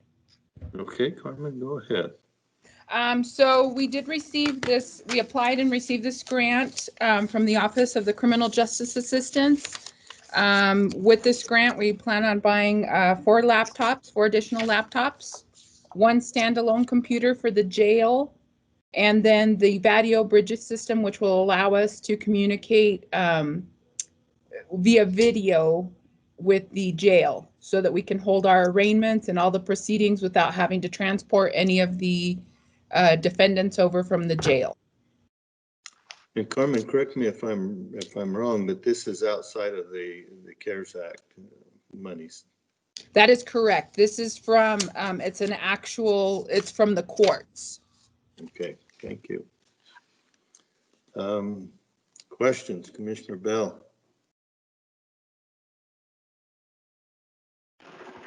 No questions. I'm good with that. Thanks. Okay, Commissioner Brizenden? I have no questions. Commissioner French? I have none. I'm in favor. Commissioner Cherry? No questions. Can you make a motion to that effect? I'll make a motion to approve the request. Got to find myself here. To accept the grant award on behalf of Humboldt County in the amount of $15,640 as a COVID emergency supplemental funding for the COVID emergency supplemental funding program. All right, thank you. We have a motion on the floor. Any questions? All in favor signify by aye. Aye. Aye. Aye. Okay, there you go, Carmen. Great, thank you. Thank you, Carmen. Okay, we'll go to item 23, Juvenile Services. Request approval to accept a bid for roof repairs on Juvenile Options Building. Consideration, discussion, and possible approval of a request by Pauline Sala, Director of Juvenile Services, to move forward with roof repair on Juvenile Operations Pass Building. 3 bids were received for labor, and the lowest bid received was State Roofing, currently doing another job in Winnemucca and priced accordingly. Total cost for the project with the owner's applied materials is not to exceed $56,567.25. Pauline? Thank you, Chairman Tipton. Thank you, commissioners. You did such a great job just explaining all of that. So I'm just here to get approval for us to move forward. Enoch is also on to provide support to me. But this is for our building next door to us, which houses Options, which is our alternative ed site for our kids too. The roof is in desperate need of repair, and we do have some damage that is occurring from leakage on the inside. And that's why we're here today, to ask for approval to go with the lowest bid with the State Roofing, since they'll be already in Winnemucca completing another job. Okay, thank you. I think it was pretty well laid out to us in our information. Any questions, Commissioner Cherry? I'm sorry, what? Do you have any questions or comments? No questions. Okay. Commissioner Brisden? No questions. When I first became commissioner in 2012, this was an issue then. And I know that we were really trying to work hard to get this taken care of. So it's so nice to see it being taken care of 8 years later. It's long overdue. Okay, thank you. Commissioner French? Yeah, I agree with Commissioner Brisington. This has been quite a while out there. The fact that we've got damage occurring now in the building, by postponing this at all, we're going to increase the liability back to the county and the juvenile department. So I think it's an emergency purchase we have to make. I think it is. I agree with you. Commissioner Bell? Yeah, I also agree with that assessment. I don't have any issues with this. We need to get it done. Open for a motion from you, Bell. Make Bell? a motion. Make a motion to approve the repair request. What was the amount again? $56,567.25, I believe. Okay, yeah, for the 56,000, as stated by the Commissioner Chair Tipton, I make that motion to approve that. Okay, thank you. We have a motion on the floor. Are there questions on the motion? Hearing no questions, all in favor signify by aye. Aye. Aye. Aye. Aye. Should we have outlined who the contractor is going to be for that project? Just wondering. State Roofing. State Roofing is the contractor. Yeah, just state it for the record. Yeah, for the record, that a contract would be to State Roofing. They were the low bid. There were 3 bids received, and State Roofing was the low bid at $56,567.25 for the record. Thank you. Thank you, commissioners. Thanks, Pauline. Thank you. Thanks, Pauline. Thank you, Pauline.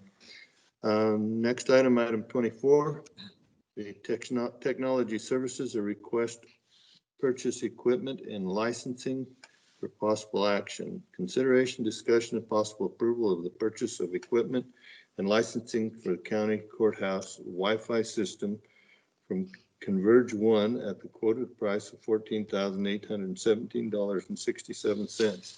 This purchase was approved in the IT budget under the Special Departments projects per NRS 332.1151. G and F, this equipment and licensing is exempt from competitive solicitation. However, a second proposal was solicited and it was over $3,000 higher in price. Who's going to comment on that? We have Tim?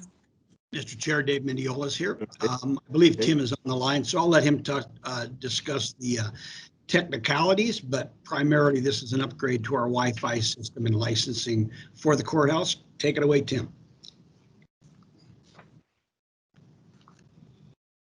You're muted, Tim.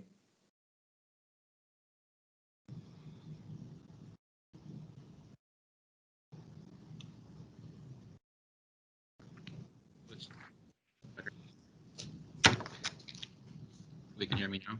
Now we can, yes. All right. Well, we'll try this microphone for now. So as I was trying to say, this is in the original budget. I think we asked for about we're approved for about $70,000.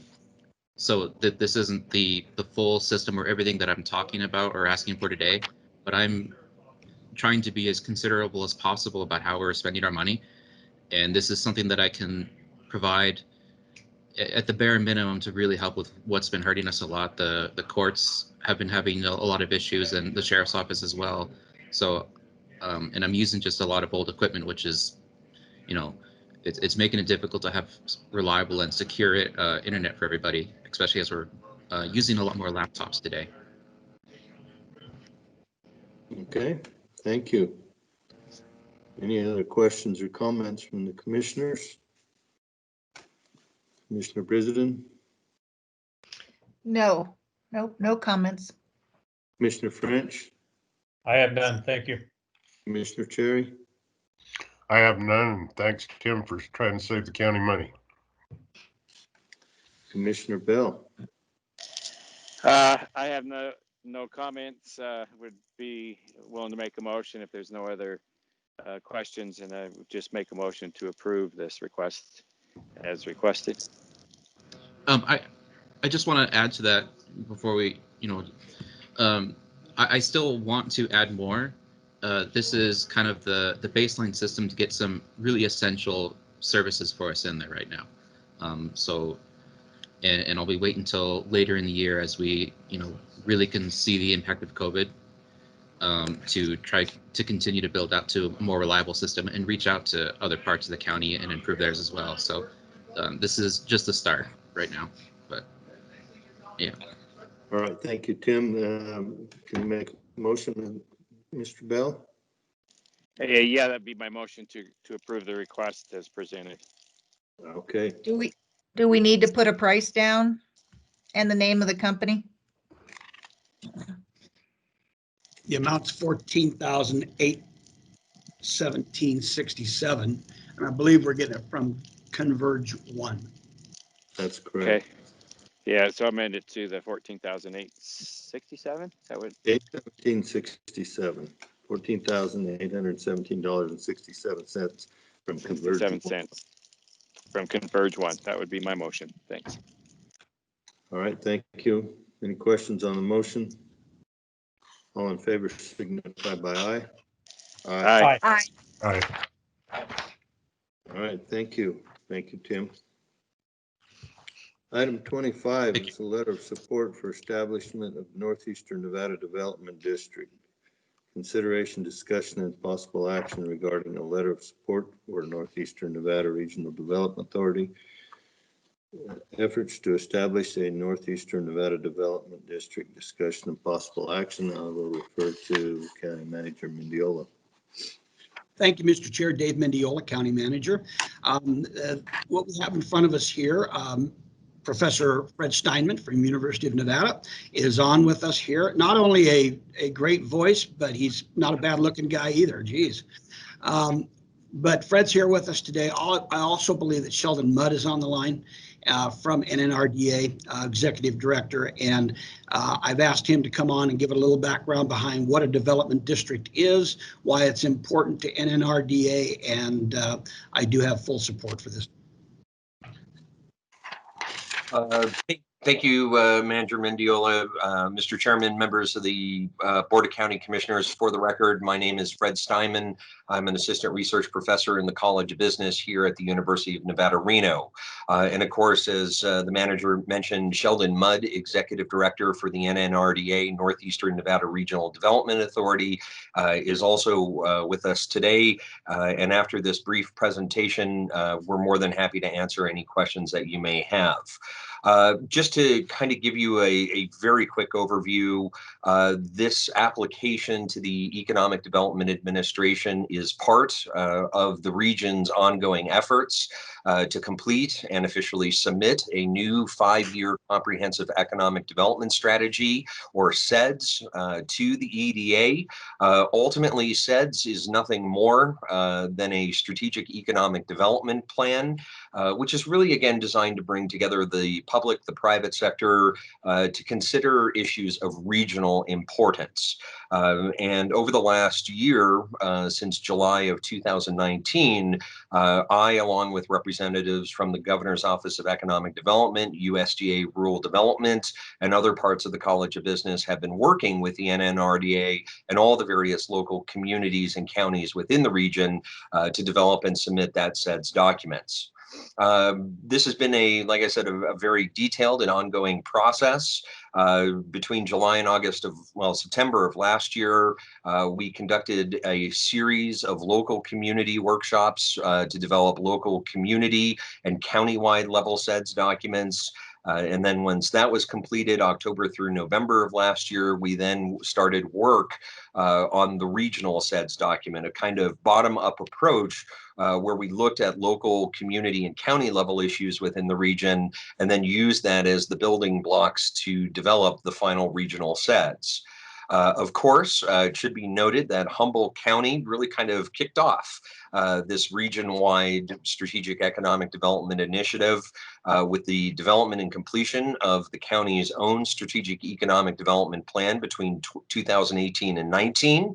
And then Patricia Herzog with GOED and Luis Torres from USDA Rural Development over the last year have also worked with White Pine County to develop their CEDS documents, as I worked on Eureka County, Lander County, Elko County, and local communities within those areas. We've developed a series of UCED, or University Center for Economic Development, technical reports, which consists of all the various CEDS documents.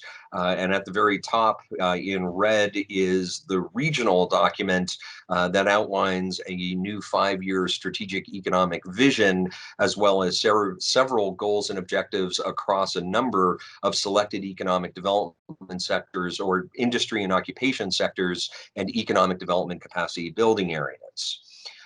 We had hoped to have the CEDS project wrapped up, along with this economic development district application completed by April of this year. Unfortunately, as all of you know, that's when COVID-19 was really hitting and forced us to kind of delay our plans until the last month or so, where we've been able to kind of pick back up from where we left off in March of April of this year. We have one final regional workshop tentatively planned for a date to be determined, and that'll be an opportunity to also incorporate Pershing County into the discussion, as Pershing County entered the NNRDA on January 1 of 2020.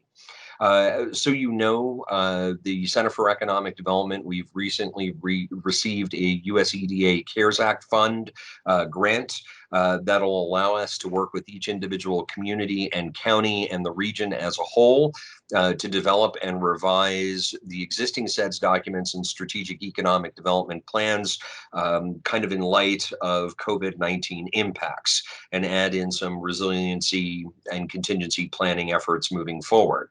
And then, of course, after all this, the real work begins in terms of implementation and the setting of annual priorities each year over the next 4 to 5 years. To kind of transition quickly to the Economic Development District application, the Economic Development District program that EDA runs is an opportunity for economic development regions like the Northeastern Nevada Regional Development Authority to expand funding opportunities to support local and community and regional economic development efforts. It's very important to note that having a CEDS, Comprehensive Economic Development Strategy, or a successful economic development district in no way marries either the region or any member county or community to any particular course of action. It's a planning process. And as a result of the American Recovery and Reinvestment Act of 2010, there are a number of federal economic development non-competitive grants that now require that a CEDS be in place at a regional level or at a community county level to be eligible to apply for those funds. And the CEDS and ultimately the Economic Development District designation is a way to do that. Sheldon and I today, through the county manager's office, is of course requesting a letter of support from Humboldt County for this economic development district application. So far, we have letters of support from Elko, Eureka, and Lander counties and the Lander Economic Development Authority, with White Pine County's letter coming within the next few days. The cities of Carlin, Elko, Wells, and West Wendover, along with the Nevada Governor's Office of Economic Development, Northeastern Nevada Regional Hospital, Southwest Gas and Nevada Gold Mines, have all provided written and signed letters of support for the Economic Development District application. I won't read these remaining slides to you. I just kind of want to point out that the Economic Development District application really opens the door for the NNRDA to secure annual funds from the Economic Development Administration to support both administrative functions as well as funds to support a revolving loan fund. The specific revolving loan fund for economic development districts run through EDA can provide a region up to $250,000 a year in funds. That's money that you don't get to play with unless you have the economic development district application. The NNRDA as a region would serve as kind of the lending agency or lending board, as essentially a pass-through for those EDA funds. Principal is returned to EDA, but the region gets to collect any interest payments from those funds to build and fund additional economic development efforts moving forward. Again, in order to successfully get an economic development district designation from EDA, you do need an approved CEDS in place. And now that we have the regional NNRDA CEDS in place, every community, every county within the region is now covered and can be part of the economic development district. Ultimately, EDA, once they receive the final application material, which we hope to send on behalf of the NNRDA through the Center for Economic Development within the next couple of weeks, the Seattle Regional Office, located in Seattle, Washington, will then compile their own summary of the requested designation. And not wanting to speak for EDA, but it's fair to say that the Seattle Regional Office will endorse approval of the Economic Development District itself. Again, really the request here today is for a signed letter of support from Humboldt County as one of the member counties of the NNRDA for this application. And with that, I think I've successfully turned off my screen sharing, and Sheldon and I are both available to answer any questions that you may have.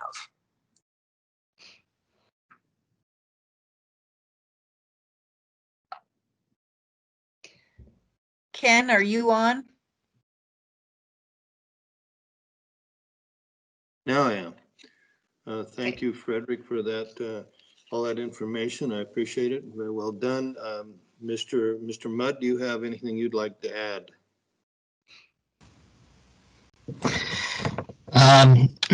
No, I think Fred covered it pretty well. We naturally, we appreciate your guys' support. You're a big part of this region, and we look forward to seeing what we can do with this new opportunity. So appreciate you guys having us today.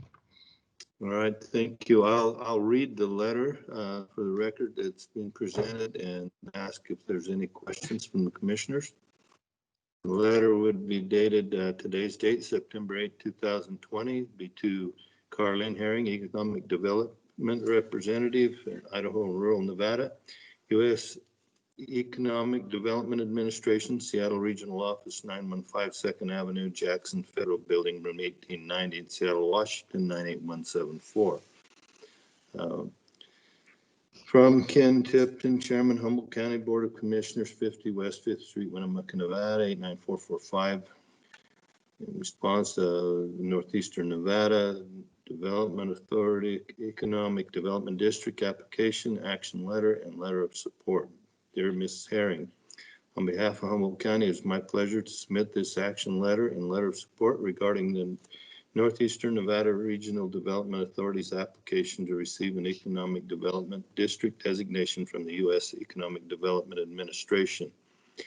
As you are aware of, the Northeastern Nevada Regional Development Authority has recently completed and submitted to your office a new 5-year comprehensive economic development strategy, along with several local, community, and county level SEDS documents after nearly a full year of strategic economic development planning and public engagement with the region's key political, economic, and industry leaders. We are very excited to work closely with the Northeastern Nevada Regional Development Authority on implementing the various strategies outlined in the new regional 5-year comprehensive economic development strategy and the successful designation of an economic development district for the 6-county region in Northeastern Nevada. Will ensure that the region has organizational capacity and financial and technical resources to further grow the regional's economic base and the economies of the communities and counties that comprise the region. If you have any questions regarding this action letter and the letter of support, please feel free to contact me by email at kentipton@humboldtcounty.gov or by phone at 775-623-6300 at your earliest convenience. Sincerely, Ken Tipton, Chairman, Humboldt County Commission. Any questions from the board? Commissioner French?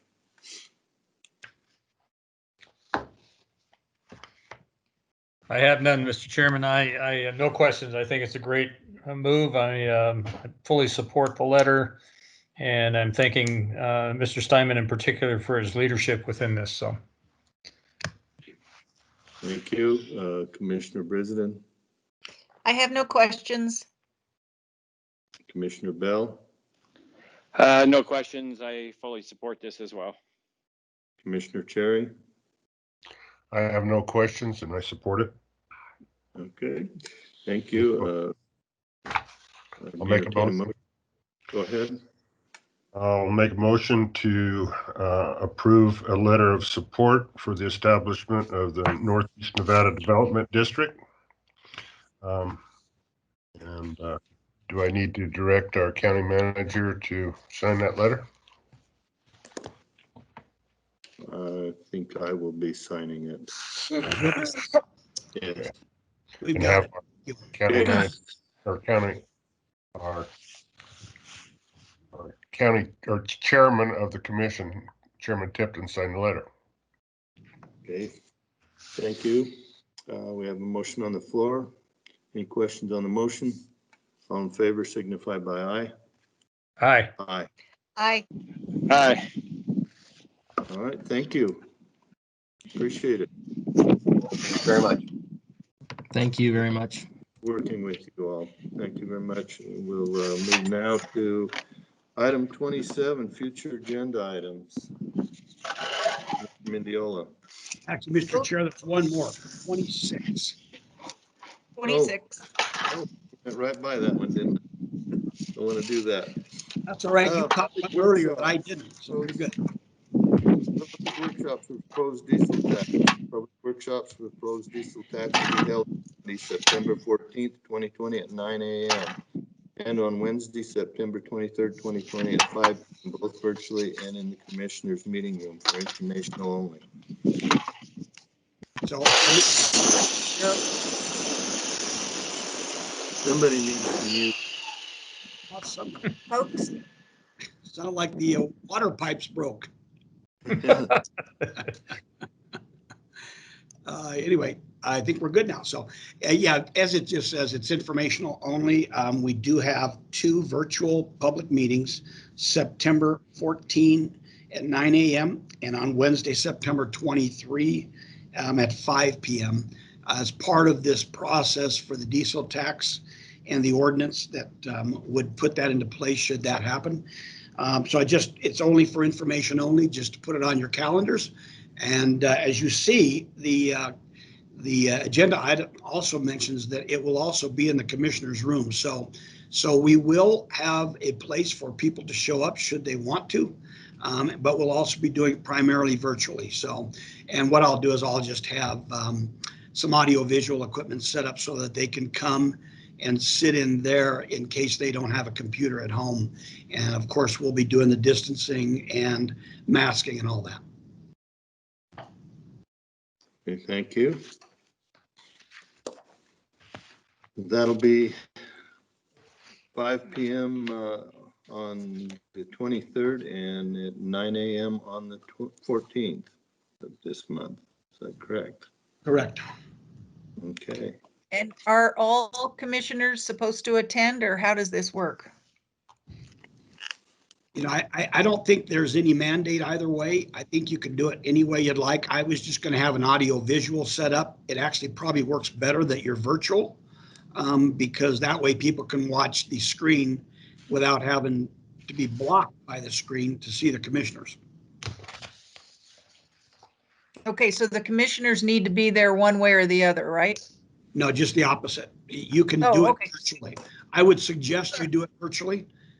That way we don't have the big screen getting in everybody's way and they won't be able to see the commissioners anyway. But you can do it either way you want. You could be there if you'd like.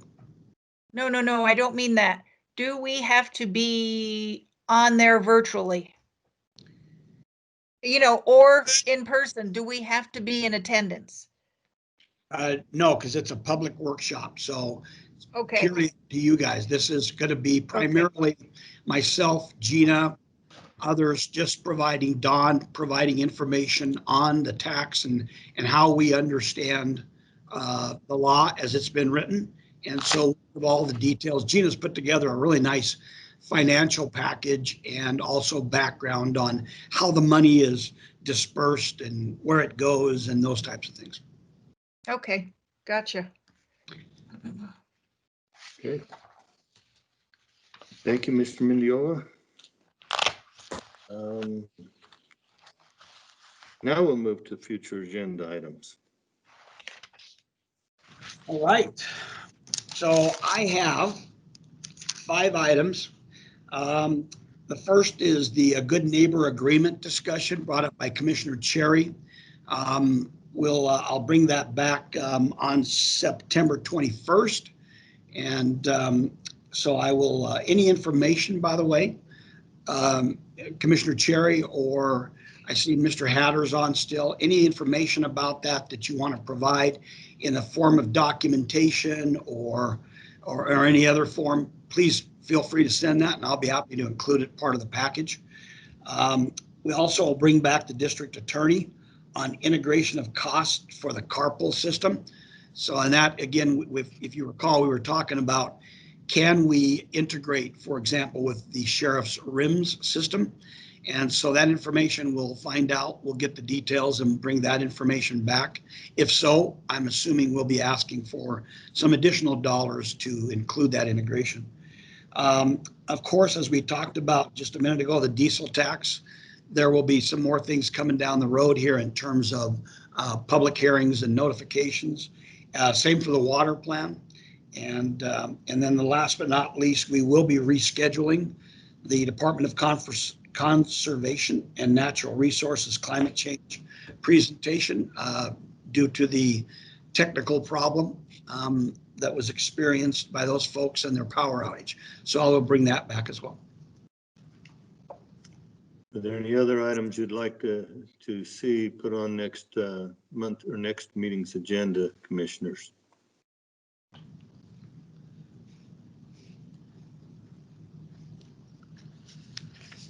Okay. All right, thank you. We will go to public comment. Anybody in the public that would like to comment can do so now. Please *6 yourself to unmute and identify yourself for the public record. Any public comment?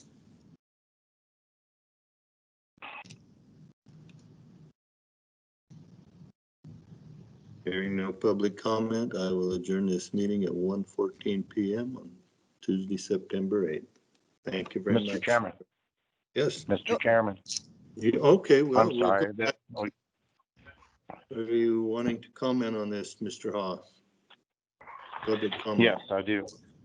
I want to thank Commissioner Cherry for his input from the public. There is a rolling thunder going through Humboldt County on this mine, and you guys need to be aware of it. That being spoken, that was enough.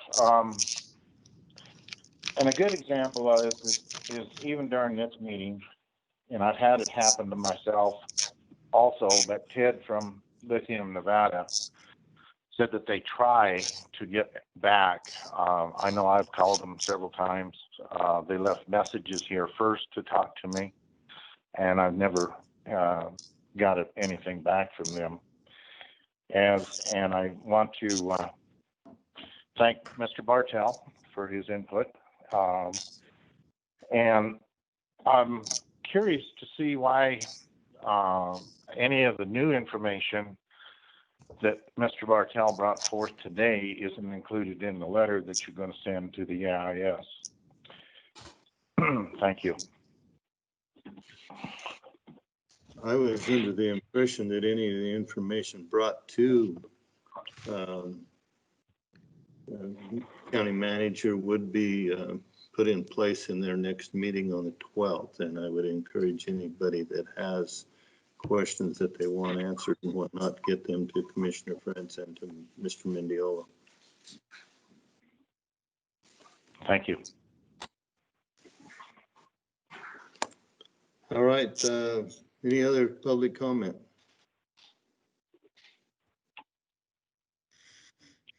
All right. We will now adjourn this meeting at 1:16 p.m. Tuesday, September 8th. Thank you very much. Bye. Thank you.